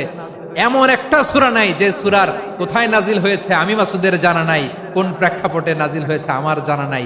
এরকম ঘটবে না। চিল্লায় বলেন আল্লাহু আকবার। এই আব্দুল্লাহ ইবনে মাসউদ রাদিয়াল্লাহু তাআলা আনহু ওমর ফারুকের সময় কুফার চিফ জাস্টিস ছিলেন। কুফা নগরীর চিফ জাস্টিস। চিফ জাস্টিস বুঝেন নাই? বিচারপতি। কি ছিলেন? সবাই বলে নাই, কি ছিলেন? বিচারপতি ছিলেন। এবং ওনার যে ফিকহি জ্ঞানের ধারা, এটাই আলকামা, ইব্রাহিম আন-নাখাই, হাম্মাদ ইবনে সুলাইমান হয়ে ইমাম আবু হানিফা পর্যন্ত পৌঁছেছে। এবং ওনার ফিকহি জ্ঞানের ধারাই হানাফি মাযহাবে অ্যাকসেপ্ট হয়েছে। আজও এগুলো হানাফি মাযহাবে চর্চিত হয়। হানাফি মাযহাবের সব ফিক আব্দুল্লাহ ইবনে মাসউদের ফিকহি জ্ঞানের ধারা থেকে নেওয়া হয়েছে। চিল্লায় পড়েন সুবহানাল্লাহ। তাহলে উনাকে বিশ্বনবী বানিয়েছেন জুরিস্ট, আইনবিদ, ফাকিহ। উনারে আজান শিখান নাই। হিউম্যান রিসোর্স ডেভেলপমেন্ট কিভাবে করবেন, মানব সম্পদের উন্নয়ন কিভাবে করতে হয়, কিভাবে যার যেখানে প্রতিভা কাজে লাগাতে হয় উনি দেখিয়েছেন। সুবহানাল্লাহ পড়বেন না? খালিদ বিন ওয়ালিদ নাম শুনছেন? কে কে শোনেন নাই হাত তোলেন। কি ছিলেন? বীর যোদ্ধা ছিলেন খালিদ বিন ওয়ালিদ। কিন্তু তিনি ইসলাম ধর্ম গ্রহণ করেছেন অনেক দেরিতে, 8ম হিজরিতে। তার মানে 8ম হিজরির আগে উনি মুশরিকদের পক্ষে লড়াই করেছেন। ওনার হাতে কত মুসলিম সাহাবী যে নিহত হয়েছে হিসাব নাই। বিশ্বনবী টার্গেট করে রাখছে, তুমি আমাদের মুসলিমদের এত ক্ষতি করলা, তুমি যখন মুসলমান হবা তোমারে দিয়ে আমি এমন কাম করামু যে এটা আর কেউ করতে পারবে না। সুবহানাল্লাহ নাই? যশোর ক্লান্ত হয়ে গেছে।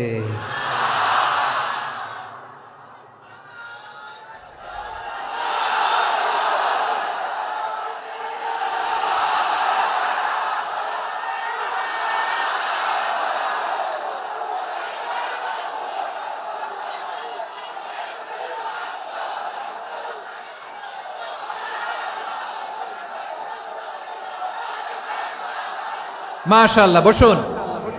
বসুন। বসুন। খালিদ বিন ওয়ালিদ রাদিয়াল্লাহু তাআলা আনহু 8ম হিজরিতে মুসলিম হয়েছেন, মক্কা বিজয়ের আগে।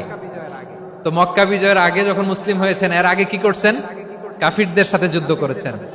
উনি উহুদের যুদ্ধে মুসলমানদের যে পরাজয় ভাব, কঠিন পরিস্থিতির মুখোমুখি উনার কারণে পিছন থেকে এমন আতর্কিত আক্রমণ করেছেন, মুসলমানদেরকে কচুকাটা করেছেন।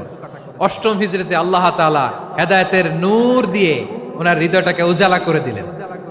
লা ইলাহা, এটা এমন বাণী যার হৃদয়ে একবার টাচ খাবে, এইটা থেকে সে আর পালিয়ে বেড়াতে পারে।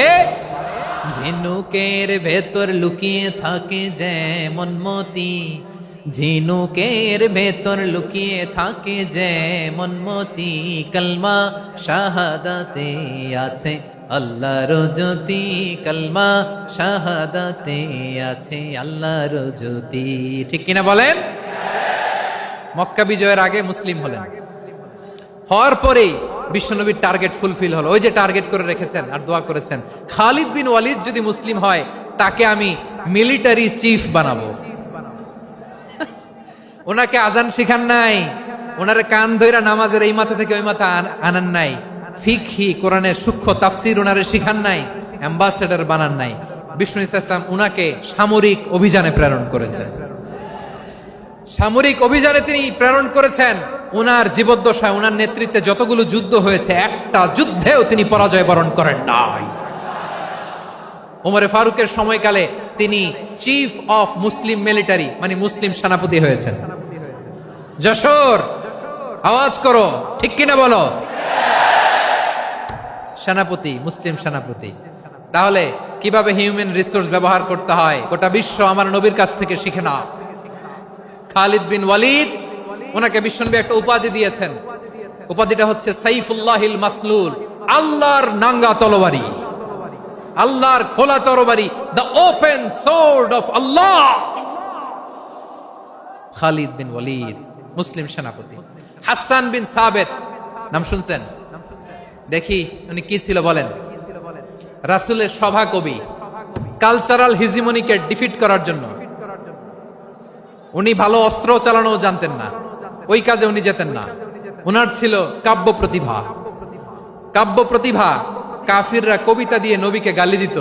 বিশ্বনবী বলতেন, ইয়া হাসান আজিব আন রাসূলিল্লাহ, তুমি নবীর হয়ে কাফেরদের এই কথাগুলোর জবাব দাও। বিশ্বনবীর একটা মিম্বার ছিল। বিশ্বনবীর মিম্বারের পাশাপাশি মসজিদে নববীতে এই হাসান বিন সাবেতের জন্য বিশ্বনবী একটা স্পেশাল মিম্বার বানিয়ে দিয়েছেন। এখান থেকে তুমি জবাব দাও।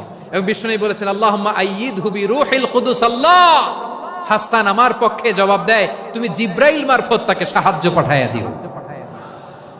রাসূল সাল্লাল্লাহু আলাইহি ইসলামের সভা কবি, the poet of the prophet, নবীর কবি। উনি কবিতা দিয়ে, এমন উচ্চাঙ্গের ভাষায় কবিতা দিয়ে তিনি জবাব দিতেন, কাফিরদের গা শিহরে যেত, তাদের হৃদয়ে আগুন ধরে যেত। তাহলে এরকম কবিরও দরকার আছে না নাই? এখন যাকে আল্লাহ দিছে কাব্য প্রতিভা, এরা যদি আপনি যুদ্ধের ময়দানে পাঠান হবে? যারে দিছে সুরেলা গলা, এরা যদি অ্যাম্বাসেডর বানান হবে না। হাসান বিন সাবেত ছিলেন বিষ্ণু ইসলামের কবি। হুযাইফা ইবনুল ইয়ামান বিশ্বনবীর গোয়েন্দা বিভাগের প্রধান। কিসের প্রধান? হুযাইফা ইবনুল ইয়ামান, ওনার ছিল ডিটেকটিভ মাইন্ড। ডিটেকটিভ মাইন্ড, গোয়েন্দা বিভাগের প্রধান। এবং উনি হচ্ছেন সাহিবু সিররি রাসূলিল্লাহ, রাসূল সাল্লাল্লাহু আলাইহি ওয়াসাল্লামের গোপন তথ্যের ধারক বাহক। নবীর যেই কথা কেউ জানে না, সব হুযাইফার পেটের ভিতরে ছিল। সুবহানাল্লাহ পড়েন। মদিনার যত ইহুদিদের একটা লিস্ট ছিল, এই লিস্ট শুধু দুইজন জানতো, বিশ্বনবী আর হুযাইফা। সুবহানাল্লাহ পড়বেন না? তাহলে উনাকে কোন দায়িত্ব দিছে? কোন বিভাগ? যশোর, আওয়াজ করো, কোন বিভাগ? গোয়েন্দা বিভাগের হেড ছিল। খন্দকের যুদ্ধে প্রচন্ড আজকের মতো শৈত্য প্রবাহ, মাটি খনন করতে করতে সাহাবীদের পেটে ক্ষুধা নাই, দাঁড়াইতে পারে না নামাজের জন্য, এত ক্লান্ত, ক্ষুধা, ক্লান্ত, শ্রান্ত। বিশ্বনবী বললেন, কে আছো? এই কঠিন শীত, এই ভয় আর ক্ষুধার মধ্যেও খন্দকের পরীক্ষার টপকে শত্রু শিবিরে যে আমাকে তথ্য দিবা, কে আছো? কারো গায়ে শক্তিই নাই যে দাঁড়াবে, কেউ দাঁড়ায় না। বিশ্বনবী তখন নিজে হুযাইফাকে ডাক দিলেন, হুযাইফা, যে আমাকে আজকে শত্রু শিবিরের তথ্য এনে দিবে, সে জান্নাতে আমার মোরাফাকা, আমার সঙ্গী হবে। হুযায়ফা রাদিয়াল্লাহু ইবনুল ইয়ামান জীবনের ঝুঁকি নিয়ে এই ক্ষুধা শৈত্য প্রবাহ কোল্ড ওয়েভসকে উপেক্ষা করে পরীক্ষা টপকে শত্রু শিবিরে যে সবার কথাগুলো চুপে চুপে শুনে বিশ্বনবীর দরবারে এসে গোয়েন্দাদের মতো তথ্য সরবরাহ করেছে। বিশ্বনবীর গোয়েন্দা বিভাগের প্রধান হুযায়ফা ইবনুল ইয়ামান ইন্টেলিজেন্স বিভাগ চালাতেন। মুনাফিকদের নাম ওনার কাছে ছিল। মুআয ইবনে জাবাল মদিনা রাষ্ট্রের সবচেয়ে সিনিয়র আমলা ছিলেন। আমলাতন্ত্র চিনেন তো? প্রশাসনিক কাজ যারা চালায়, অ্যাডমিনিস্ট্রেশন বুঝেন না?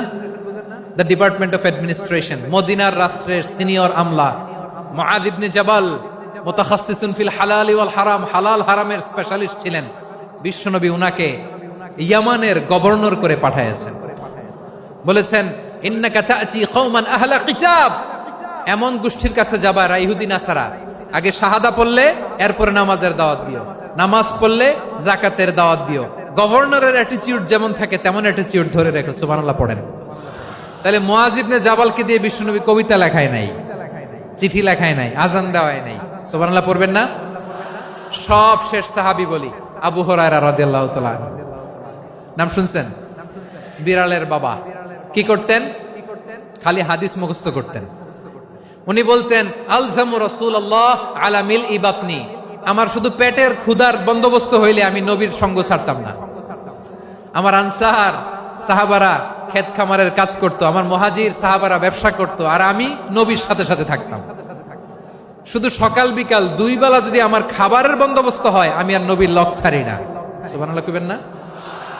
5374টা হাদিস তিনি বর্ণনা করেছেন। সবচেয়ে বেশি হাদিস বর্ণনাকারী সাহাবী। হাদিস প্রিজার্ভেশনের কাজে বিশ্বনবী ওনাকে কাজে লাগিয়েছেন। উনি একদিন বলেন ইয়া রাসূলুল্লাহ আসমাউ মিনকা কাসীরান ফালা আহফাজু, নবী অনেক কথা শুনি আমার মনে থাকে না। বিষ্ণু বললেন তাই? উবসুত রিদাক, তোমার চাদরটা বিছাও। আবু হুরায়রা বিছালেন, বিশ্বনবী হাত বুলায় দিলেন, এরপরে অনেক হাদিস বর্ণনা করলেন। আবু হুরায়রা বলে তারপর থেকে বিশ্বনবী যাই বর্ণনা করে আমি শুনি আর একটাও ভুলি না। এখন সুবহানাল্লাহ। বিশ্বনবী ওনাকে হাদিস প্রিজার্ভেশন, নবীর এই যে লক্ষ্য হাদিস প্রিজার্ভেশনের এই দায়িত্ব দিয়েছেন সাইয়েদনা আবু হুরায়রা রাদিয়াল্লাহু তাআলা আনহুকে। প্রিয় ভাইরা, তাহলে 10 জন সাহাবীর কথা যে বললাম, আপনারা কি খেয়াল করেছেন কত বড় ট্যালেন্ট হান্টার, চৌকস ট্যালেন্ট হান্টার ছিল আমার নবী।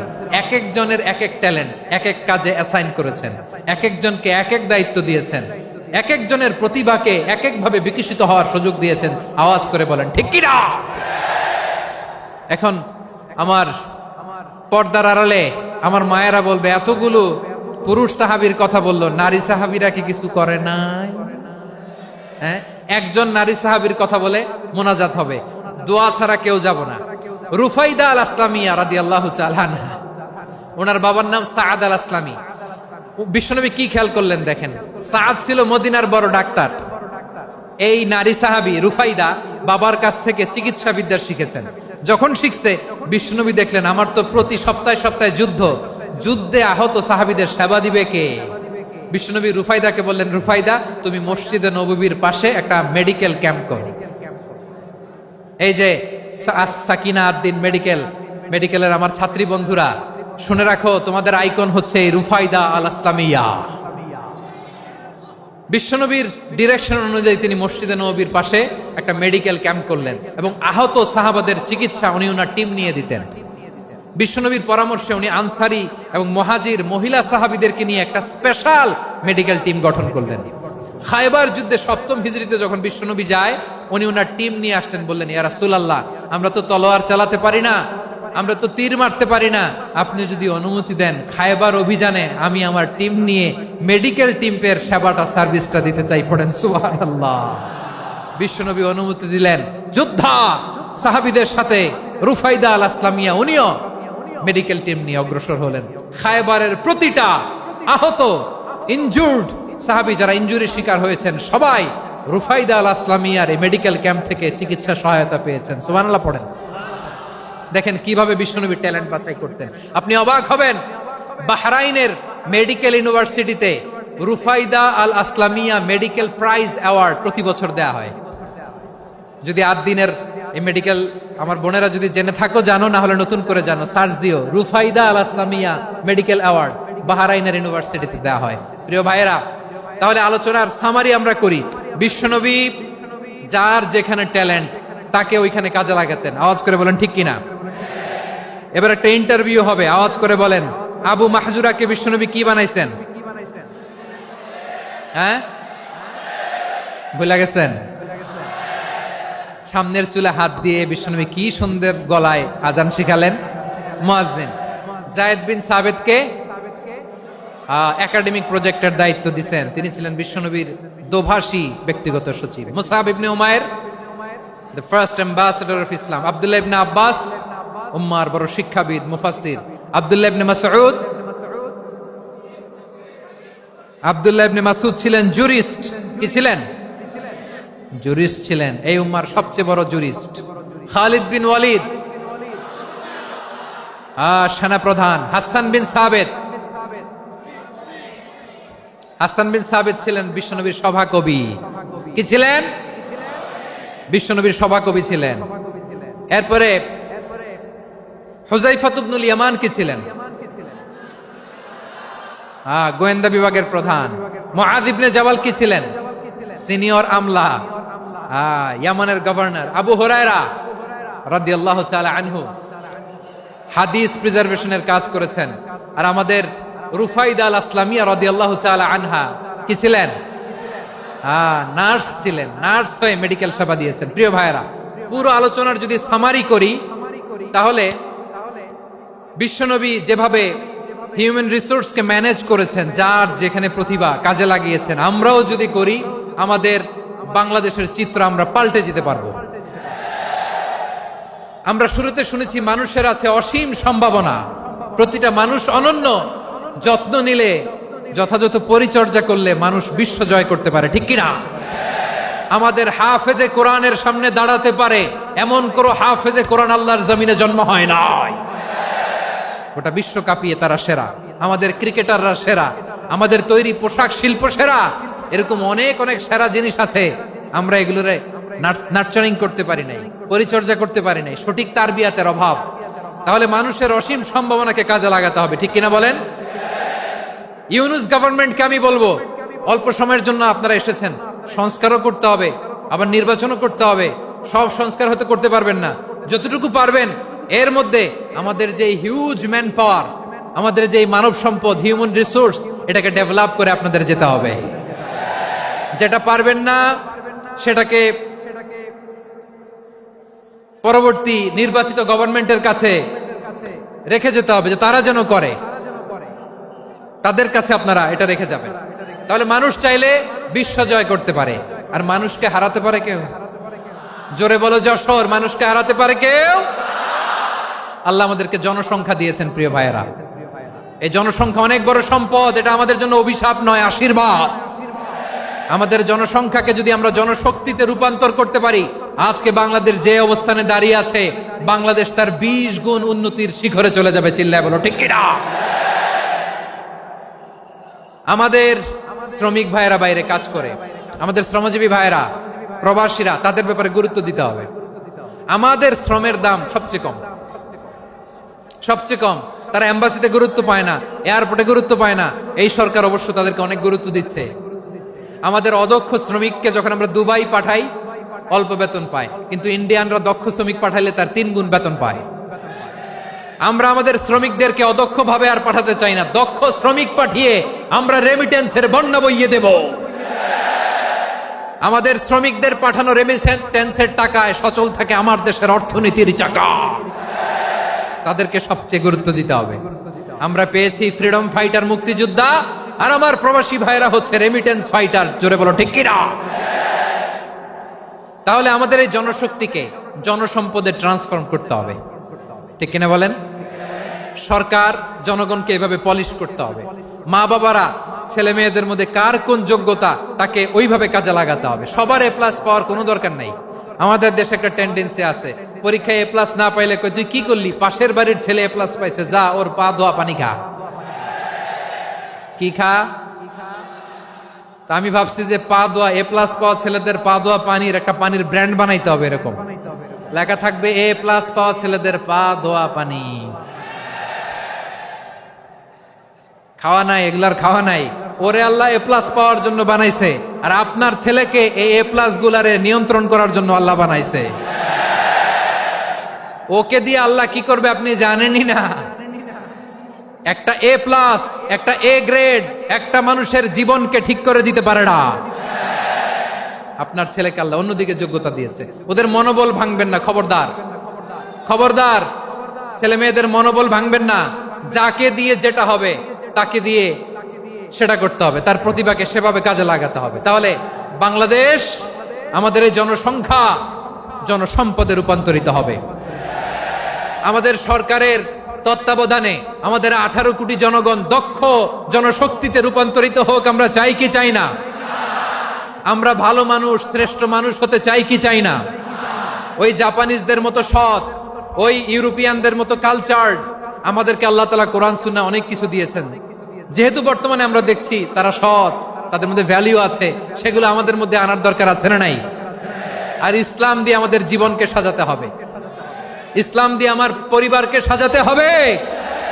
ইসলাম থেকে, কোরআন থেকে প্রেসক্রিপশন না নিলে জীবন সুন্দর হবে না। কোরআন থেকে প্রেসক্রিপশন না নিলে সমাজ সুন্দর হবে না। কোরআনের প্রেসক্রিপশন না মানলে রাষ্ট্র সুন্দর হবে না। কোরআনের প্রেসক্রিপশন অ্যাপ্লাই না করলে শুধু দুর্নীতি দমন কমিশন দিয়ে দুর্নীতি বন্ধ করা যাবে না। এজন্য কোরআনের আইন আমরা চাই কি চাই না? প্রিয় ভাইয়েরা, হিউম্যান রিসোর্স ডেভেলপমেন্ট, মানব সম্পদের উন্নয়ন, আমাদের সরকার যেন এদিকে নজর দেয়। আমরা যেন এই ব্যাপারে যত্নবান হয়ে উঠি। যাকে আল্লাহ যে যোগ্যতা দিয়েছে, এই যোগ্যতা দিয়ে আমরা যেন ইসলামের জন্য, দেশের জন্য কাজ করি। আমরা যেন আমাদের স্কিল ডেভেলপ করি, আমাদের পটেনশিয়ালকে ডেভেলপ করি। মোরালিটি, ভ্যালিউজ নিয়ে শায়েখ আহমদুল্লাহ আলোচনা করেছেন, এগুলো দিয়ে যেন আমরা আমাদেরকে সাজাই। আল্লাহ তাআলা আমাদের দেশকে তুমি নিরাপদ করো, আমরা পড়ি আমিন। আল্লাহ আমার 18 কোটি জনগণকে তুমি জনশক্তিতে রূপান্তরিত করো, আমিন। আল্লাহ আমরা হাতে হাত রেখে, কাঁধে কাঁধ মিলিয়ে ভাই ভাইয়ে যেন এই দেশকে গড়তে পারি, আল্লাহ তুমি তৌফিক দান করো, আমরা পড়ি আমিন। আমার প্রিয় মহিউদ্দিন ভাই বলেছেন, হুজুর এমন একটা ঘোষণাপত্র দিয়ে যাবেন আজকের এই ঐতিহাসিক যশোরের প্রোগ্রামে, যেটা গোটা বাংলাদেশে মানুষ এটার উপর আমল করে।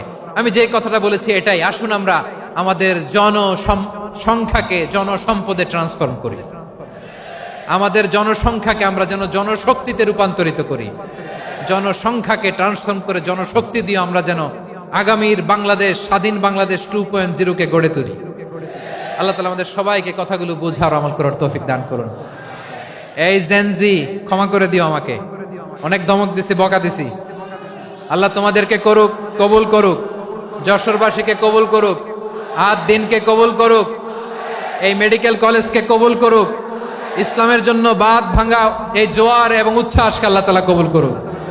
হাযা মা ইনদি ওয়াল ইলমু ইনদাল্লাহ আলাইহি তাওয়াক্কালতু ওয়া ইলাইহি উনীব। সুবহানাকাল্লাহুম্মা ওয়া বিহামদিকা আশহাদু আল্লা ইলাহা ইল্লা আনতা আস্তাগফিরুকা ওয়া আতুবু ইলাইক। আল্লাহুম্মা আমিন।